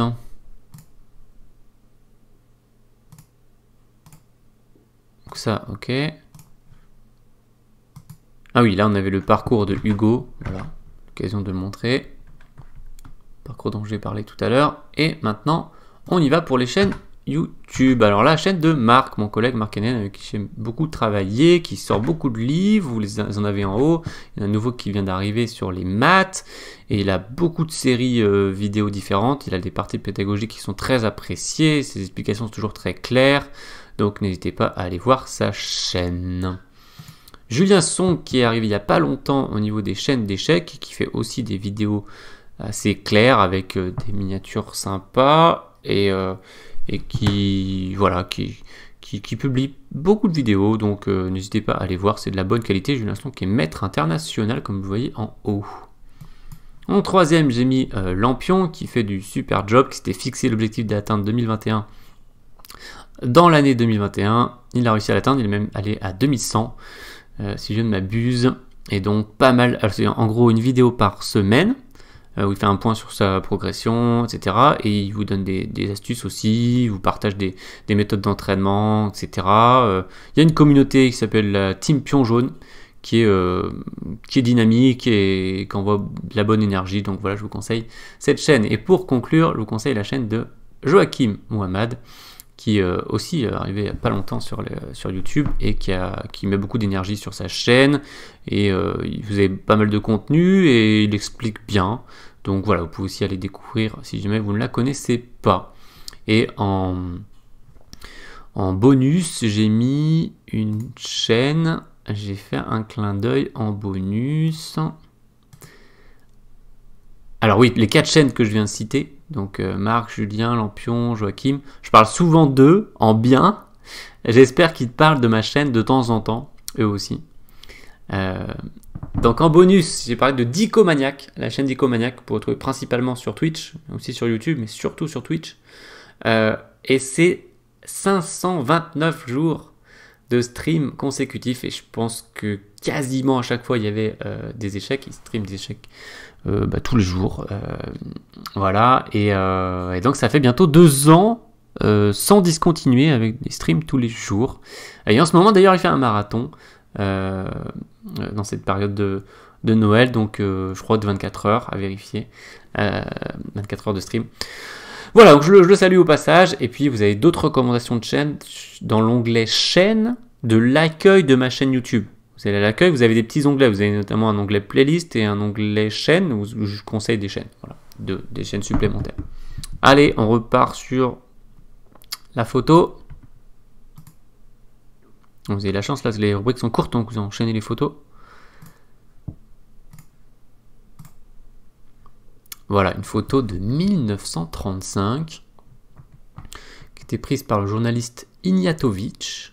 Photo en Union soviétique, faut-il le préciser.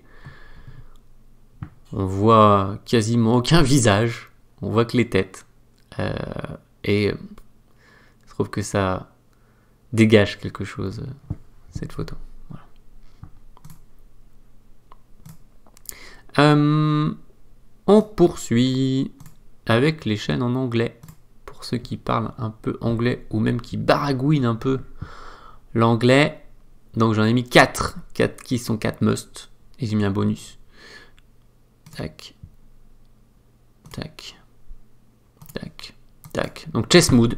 Alors là, c'est vrai que des fois je me dis, c'est bizarre. Sur ma chaîne, je mets du contenu que je pense quand même de qualité. Et les abonnés montent pas vraiment. Ah, là c'est pire. C'est Chess Mood. C'est du contenu hyper grosse qualité quotidien pendant toute l'année là. Tous les jours. Des vidéos très bonne qualité. Et 3500 abonnés. Donc étonnant. Bon bah voilà, je l'ai déjà conseillé sur la chaîne, je la reconseille. Vous avez notamment... Alors d'ailleurs j'en profite parce qu'il vous reste seulement une semaine pour profiter des vidéos, des leçons du jour là, des 365. Il y en aura 365. Qui durent 5-6 minutes en général. Qui sont super. Parce qu'après elles vont devenir privées. Alors vous pourrez y accéder seulement en prenant un abonnement au site Chess Mood. Vous pouvez faire ça pendant un mois par exemple, si à un moment vous voulez enchaîner, ou si vous avez plus de temps, vous voulez enchaîner les vidéos. Voilà, en tout cas, je ne peux que vous recommander cette chaîne. En plus, c'est des grands maîtres qui font le contenu, donc c'est toujours un gage de qualité aussi. Au moins dans le côté purement technique, mais ils expliquent aussi très bien, donc voilà. La deuxième chaîne que j'ai mis, c'est Chess with Seren. Vous la connaissez peut-être car c'est une grosse chaîne avec plus de 100 000 abonnés. Si ce n'est pas le cas, je vous invite très chaudement à aller la découvrir. Il y a beaucoup de vidéos, il y a beaucoup d'énergie. C'est des vidéos courtes aussi, ce que je n'arrive pas à faire. Donc j'admire ceux qui arrivent à le faire. Et présenté avec beaucoup de passion. Beaucoup de vidéos d'histoire aussi, ce qui me plaît beaucoup. Et puis un peu aussi des positions qui posent problème aux ordinateurs. Voilà.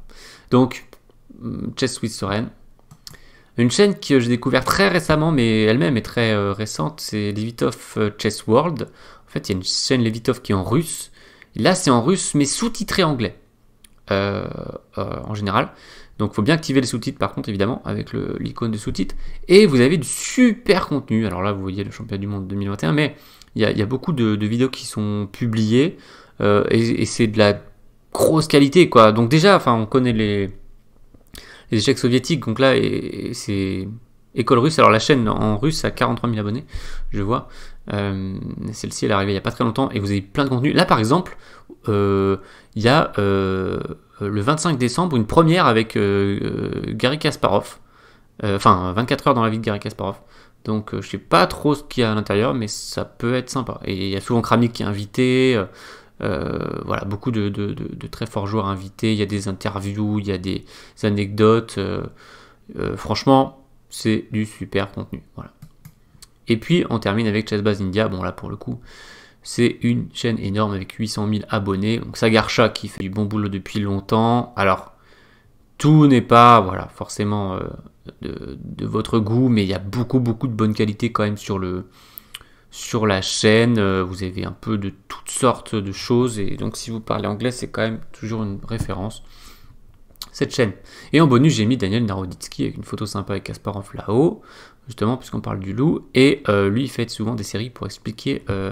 comment jouer voilà, dans la zone de 1050 Elo, 1100 Elo.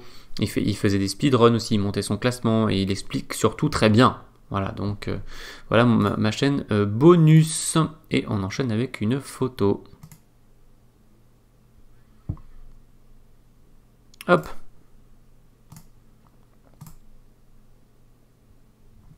Vous avez peut-être reconnu Judith Polgar contre Yudacine. J'ai pas l'année, ça doit être à la fin des années 80 ou début des années 90. Donc photo noir et blanc que j'ai trouvé esthétique. Et on parlait d'échec féminin tout à l'heure. Qui de mieux que Judith Polgar?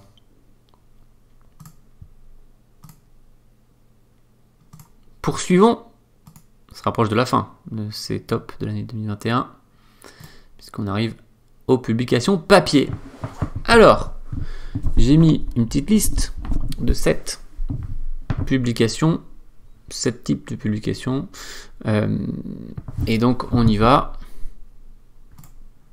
avec les livrets des champions du monde de l'école d'échecs de Nancy. Hop. Voilà, donc ils en ont fait 4 cette année, Stanis, Lasker, Carvin, qui y font dans l'ordre chronologique. Donc leur objectif c'est de faire les 16 champions du monde jusqu'à Carlsen. Et donc c'est des livrets qui font une 50aine de pages, qui sont très clairs, très pédagogiques. Je les ai déjà conseillés sur la chaîne et je ne peux que vous les reconseiller. Ils sont à 10 € plus les frais de port, je pense. Voilà, donc le but c'est que ça soit accessible et il y a aussi pas mal de textes historiques et évidemment il y a des analyses avec des questions, des à retenir. Voilà, donc, vous savez que j'aime bien les à retenir sur la chaîne, donc voilà, il y en a aussi à l'intérieur. Et puis je suis en contact avec eux aussi, j'essaie de donner aussi des retours au sujet de leur livret, donc ça s'améliore petit à petit et c'était déjà très bonne qualité dès le premier volume. Ensuite, la boutique en ligne de Europe Échec, mais surtout ce premier livre d'une série champion du monde de Georges Berthollat. Vous connaissez peut-être le travail de Georges Berthollat sur les articles en accès libre sur le site Europe Échec, les articles d'histoire qui sont superbes. Et voilà le livre qui fait 218 pages de Wilhelm Stanitz. Donc il y a à la fois l'histoire et des parties commentées. Je crois qu'il y en a 64. Voilà. 64, toujours un bon chiffre pour les joueurs d'échecs, et je vais vous parler de ce livre. Ensuite, en termes de revue, eh bien évidemment Europe Échec, en plus Europe Échec, la revue qui évolue tout le temps et qui cette année a eu une refonte graphique. On ne sait pas si vous avez vu, donc n'hésitez pas à vous prendre un exemplaire comme ça pour voir à quoi ça ressemble. Vous avez vu qu'une version papier c'est 6,95. Ici vous avez aussi la possibilité de lire en ligne, et puis vous avez l'abonnement pour un an à 60 €. Ça revient à 5 € par mois. Il y a 11 numéros par an, voilà, tous les mois, quasiment, sauf l'été où il y en a un pour les 2 mois de l'été. Et donc vous avez beaucoup de contenu à chaque fois, c'est une centaine de pages, un peu moins. Et d'ailleurs je vois la photo du mois, donc ça fait un écho aux photos que je montre ici. Voilà, donc ça c'était le numéro de décembre avec Fianrouja en couverture, candidat au titre mondial. Une revue qui a été créée cette année 2021, ça s'appelle Route 64. Alors vous savez que je ne suis pas sectaire sur la chaîne, jamais. Hein. Je parle un peu de toutes les plateformes et de toutes les publications. Je vais pas... voilà, si je trouve que c'est bien, au niveau des échecs, ben, je vais faire la pub, c'est sûr. Donc, je ferme pas de porte, et je parle de tout. C'est une approche que je trouve... voilà, qui entraîne tout le monde dans la bonne direction.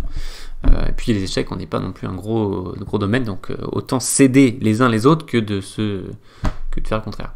Donc voilà, c'est une revue complètement différente d'Europe Échec, au sens où il n'y a pas beaucoup de contenu, il n'y a pas des analyses par exemple. C'est beaucoup d'interviews, des articles, des présentations. Voilà, c'est complètement échec, mais pas... au niveau d'analyse, voilà, c'est beaucoup d'interviews, des choses comme ça, et des belles photos notamment aussi, là. Et donc les numéros sont à 25 €, il y en a 3 par an. Et voilà, si vous voulez voir aussi à quoi ça ressemble, n'hésitez pas. Alors en termes d'édition, Olibris pour le livre d'échecs en français, c'est superbe. Leur site a été refondu cette année, si je ne m'abuse, ou alors c'était l'année dernière. Et vous pouvez choisir des catégories. Et ce que j'aime bien, c'est que vous pouvez quasiment pour chaque livre télécharger des extraits. Alors des fois, il faut peut-être juste accepter le téléchargement parce que c'est considéré comme suspect par certains navigateurs, mais une fois que vous pouvez regarder plusieurs pages de livres, le sommaire, des extraits de chapitres, etc. Donc très très sympa de ce côté-là. Donc voilà, je ne peux que vous inviter à aller piocher. La boutique d'Europe Échec, donc je parlais tout à l'heure du livre de Georges, qu'on revoit sur la droite ici, vous avez plein d'autres livres, des livres de Marc, des livres de Christian Bauer, Échec et Pâtes, voilà, plein de choses. Donc n'hésitez pas à aller voir aussi cette boutique. Vous avez d'ailleurs une rubrique spéciale pour les livres de Marc Kennen, parce qu'il y en a beaucoup. Ensuite, la dernière que j'ai sélectionnée, c'est Histoire du jeu d'échecs. Donc la collection Histoire du jeu d'échecs se propose de publier des ouvrages de qualité traitant du jeu d'échecs et de son histoire à des prix assez compétitifs. Donc c'est avec la librairie BOD, librairie bod.fr. Donc il y a 13 pour l'instant, vous les voyez là ou pas? Ouais, 13 numéros. Ça a commencé par Philippe Stama, et sans fin de partie de Philippe Stana. Pas mal. Il y a eu Capablanca, et vous voyez Nimzowitsch, Andersen, Alekhine. Voilà, et cette année, il y a deux exemplaires de Tal, Vie et partie de Michael Tal. Et Max Euwe. Et cette année, il y a eu Alexander Alekhine, New York 1924, un combat entre 3 géants des échecs. Et Botvinnik, 15 parties, c'est la toute dernière publication. Donc par exemple, si on clique sur Alekhine, on arrive ici sur le site de la librairie BOD. Voilà, librairie indépendante. Donc c'est aussi la pub pour ce type de librairie par rapport aux géants qui détruisent des emplois, qui détruisent des librairies, etc. Donc voilà, donc 456 pages. C'est ça si vous voulez vous faire plaisir aussi du côté historique. Hein. Donc c'est Capablanca, Lasker, Alekhine. Et donc vous avez ce livre qui revient sur l'histoire. Voilà pour cette catégorie. Donc, hop. Si vous êtes un éditeur et que vous voulez m'envoyer un exemplaire de votre livre pour que j'en parle sur ma chaîne, contactez-moi. L'adresse est ici. Et puis, on peut voir ce qu'on peut faire. On peut discuter. Il est temps de montrer une belle photo, il me semble. Voilà, j'ai trouvé ces photos prises par David Liada. Donc, pour montrer un peu les différentes émotions par lesquelles on peut passer pendant une partie. Alors, les enfants sont plus expressifs souvent. Mais pour les adultes, si c'est pas montré comme ça, c'est en général dans la tête. Hein. Voilà. Et donc, j'ai bien aimé ces 4 photos prises pour une même partie. Et on se rapproche de la fin. C'est l'heure du bonus. Alors le bonus,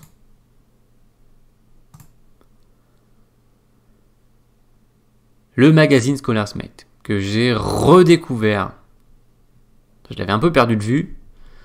Je l'avais vu il y a quelques années, il y a pas mal d'années. Je trouvais que c'était de la bonne qualité.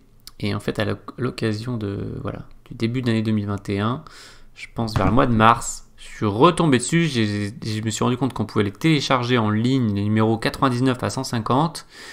Et je vais vous montrer à quoi ça ressemble, j'en ai déjà parlé sur la chaîne. Je vous montre un numéro. Hop, c'est le numéro 100. Décembre 2009. Donc c'est un magazine canadien d'échecs en anglais. Voilà, vous avez 2 pages par 2 pages. Donc le sommaire, c'est une cinquantaine de pages. Il rappelle les règles au début. Et il y a plein de choses. Il y a des petites techniques de jeu présentées de manière sympa. C'est pour les scolaires à la base. Hein. Donc c'est vraiment accessible. Et il y a plein de choses différentes. Alors il met des classements aussi par classe. Et il y a pas mal d'exos. Et il y a des exos sympas. Donc là, c'est les classements. Ok, il y a des résultats de tournois. Il y a des histoires. On parle de Stama, justement, ici. Ah non, j'ai peut-être halluciné. Stalemate. Okay. Mais il parlait de l'année 1700. C'est pour ça que je me suis dit que c'était à peu près la période de Stama. Il y a des maths en 1, maths en 2, maths en 3. Il y a par exemple, là, il y a des positions spéciales où il faut inverser 2 pièces pour trouver comment faire maths. Plutôt cool, Canada, tac tac. Voilà, chercher l'erreur. Par exemple, là, il y a 2 dames. Au lieu de... Donc, des petits jeux comme ça. Et puis les contests que je donne pas mal à mes élèves pour travailler leur créativité. Puis qui voient des choses plus ludiques. Donc vous voyez sur la droite, un maths en 1, un maths en 2, mais souvent difficile. Un labyrinthe en 21 coups. Donc c'est une pièce qui doit bouger sans rien prendre et sans se mettre en prise pour aller attraper le roi au bout du 21e coup, ici. Et puis un Lloyd, un triple Lloyd, où il faut trouver où est le roi noir pour qu'il soit mat, pat et mat en 1 au prochain coup. voilà. Et puis il y a des histoires, voilà, vous voyez par exemple ici que c'est carrément une histoire autour d'une partie avec une petite analyse, des petits commentaires. Donc c'est juste de la super bonne qualité pédagogique en fait, niveau échiquier 1. Et voilà. Donc pour le Scholar's Mate, donc vous avez en plus à chaque fois dans mes vidéos il y a le lien. Si vous l'allez, il est dans toutes mes descriptions pour aller télécharger. Et le dernier bonus, c'est une énigme. Alors, on revient ici.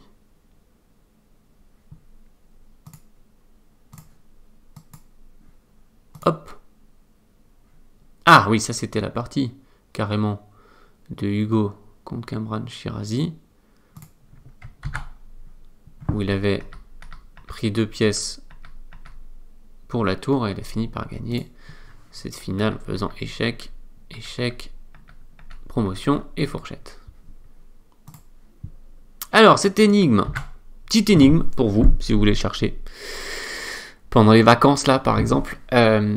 Alors j'ai fabriqué une position. Bon normalement ça se joue que dans ce rectangle, mais c'est pour ça que j'ai mis des murs. En fait ici, ça c'est considéré comme des murs où personne ne peut y aller, voilà. Donc j'ai mis comme ça. Alors du coup la consigne c'est forcer le roi noir à aller sur la case D3 en ne jouant que la dame sans rien prendre et sans faire un patte. Voilà, donc comme les pions sont bloqués, là si c'était au noir de jouer il y aurait patte. Donc, pas le droit de prendre, et il faut jouer que la dame, et il faut obliger le roi noir à aller sur la case D3. C'est pas du tout facile. Voilà, c'est une petite amusette énigme que j'ai trouvée sur le très bon Twitter de Olympiuk Urkan. Eh bien, on en a terminé pour... Ah oui, alors pas tout à fait, je vous montre. On repart ici, et ici. Donc, je voulais sélectionner une belle étude. J'en ai une d'ailleurs, mais ça va trop rallonger la vidéo, qui est déjà longue. Donc, je vous la montrerai, mais je la publierai probablement mardi, l'étude. Voilà, la plus belle étude de l'année, alors entre guillemets, hein, c'est une belle étude. Voilà, c'est difficile de choisir. Je pense que j'en montrerai une autre que j'avais déjà publiée. Je la remontrerai brièvement. Je considère que c'était une des plus belles que j'ai jamais vues. Voilà, donc tout ça ce sera mardi. Et on termine avec les projets perso échiquier 1. Donc, on y va. Alors, 38 conseils de la semaine. Alors, on peut se mettre comme ça pour l'instant.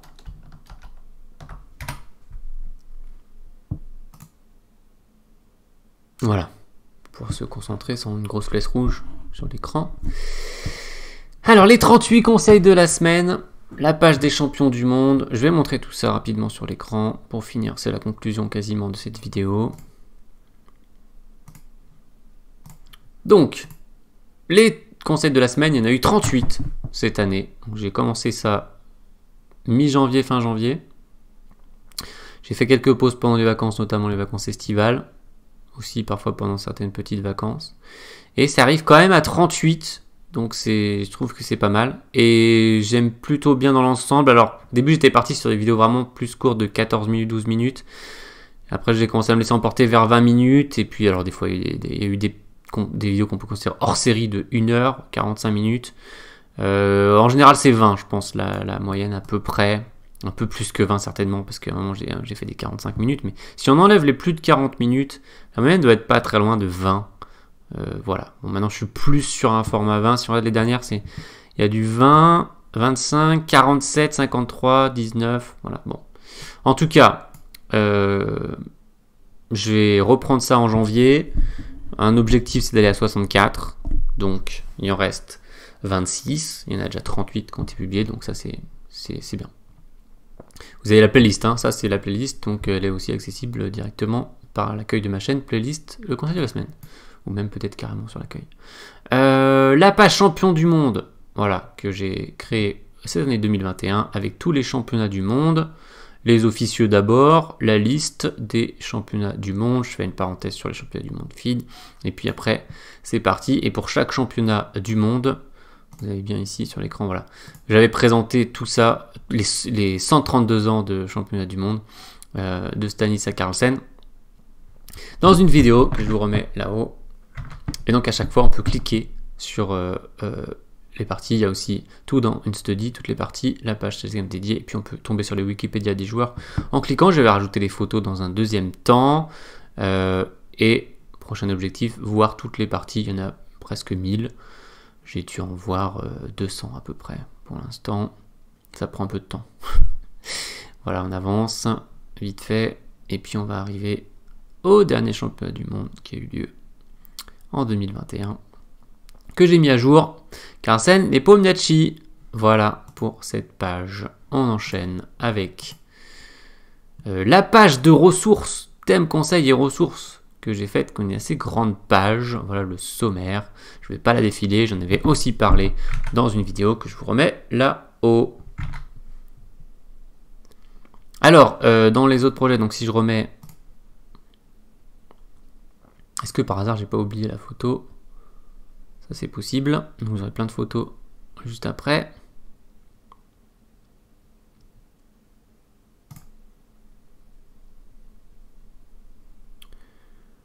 On va faire comme ça.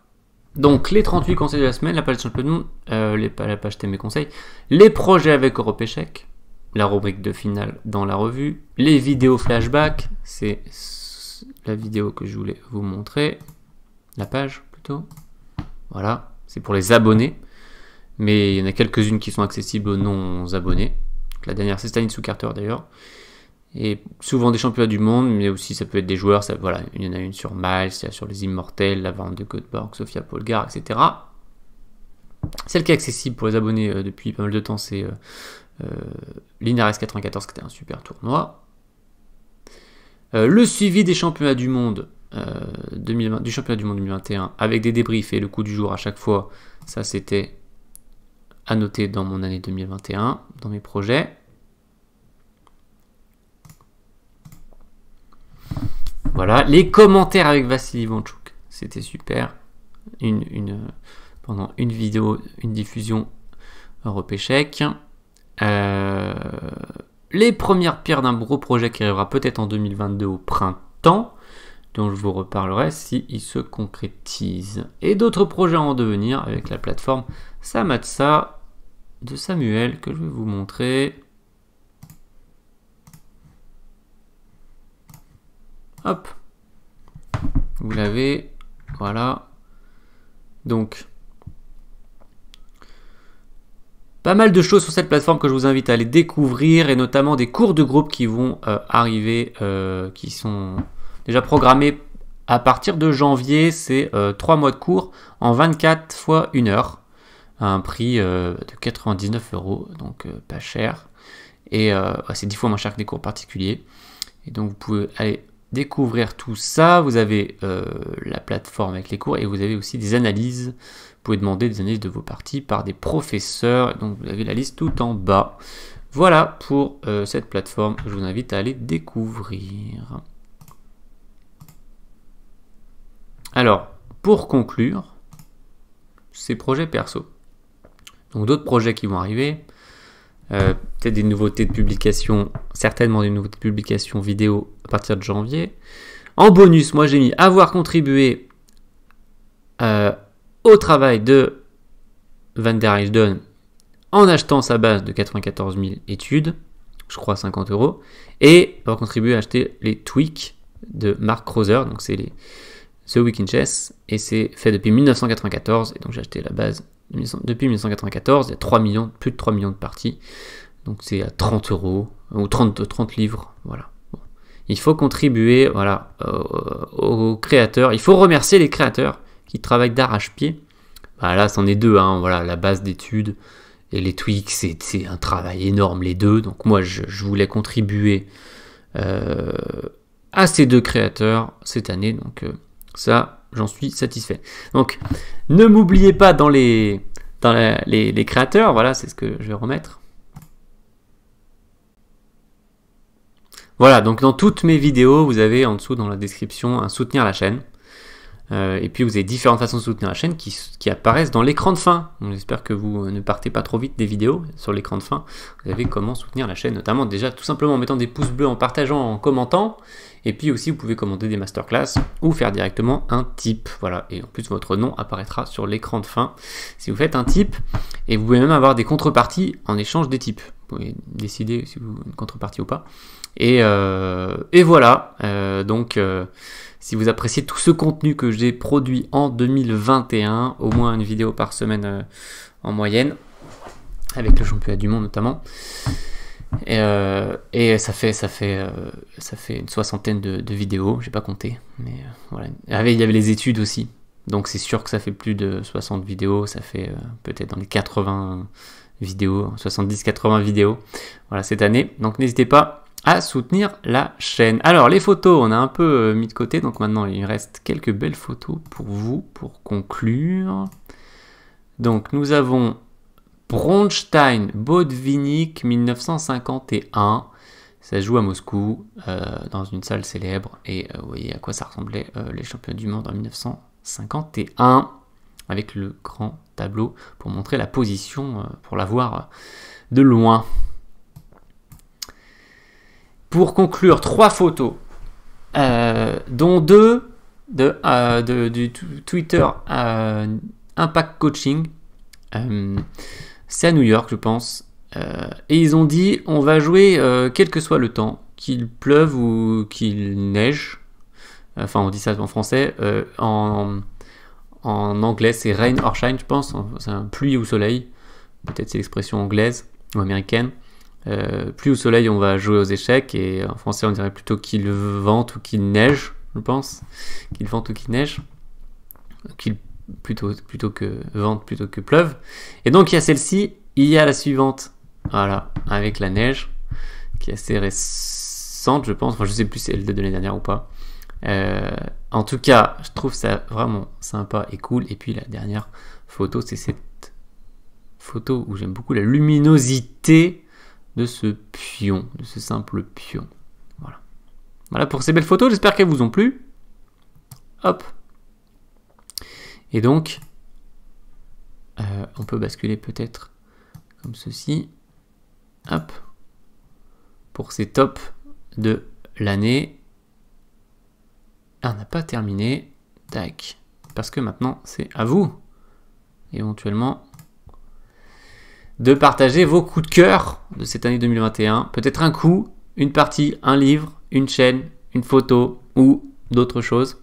N'hésitez pas à partager dans les commentaires. Et puis je vous mets aussi un mail si vous voulez m'écrire. Voilà. Cette fois, on en a terminé avec cette vidéo très spéciale sur mes coups de cœur de l'année 2021. J'espère que vous avez pris plaisir à la regarder. Si c'est le cas, n'hésitez pas à mettre un pouce bleu et à la partager. Si vous souhaitez me remercier en tant que créateur, vous avez tout ce qu'il faut dans la description de la vidéo.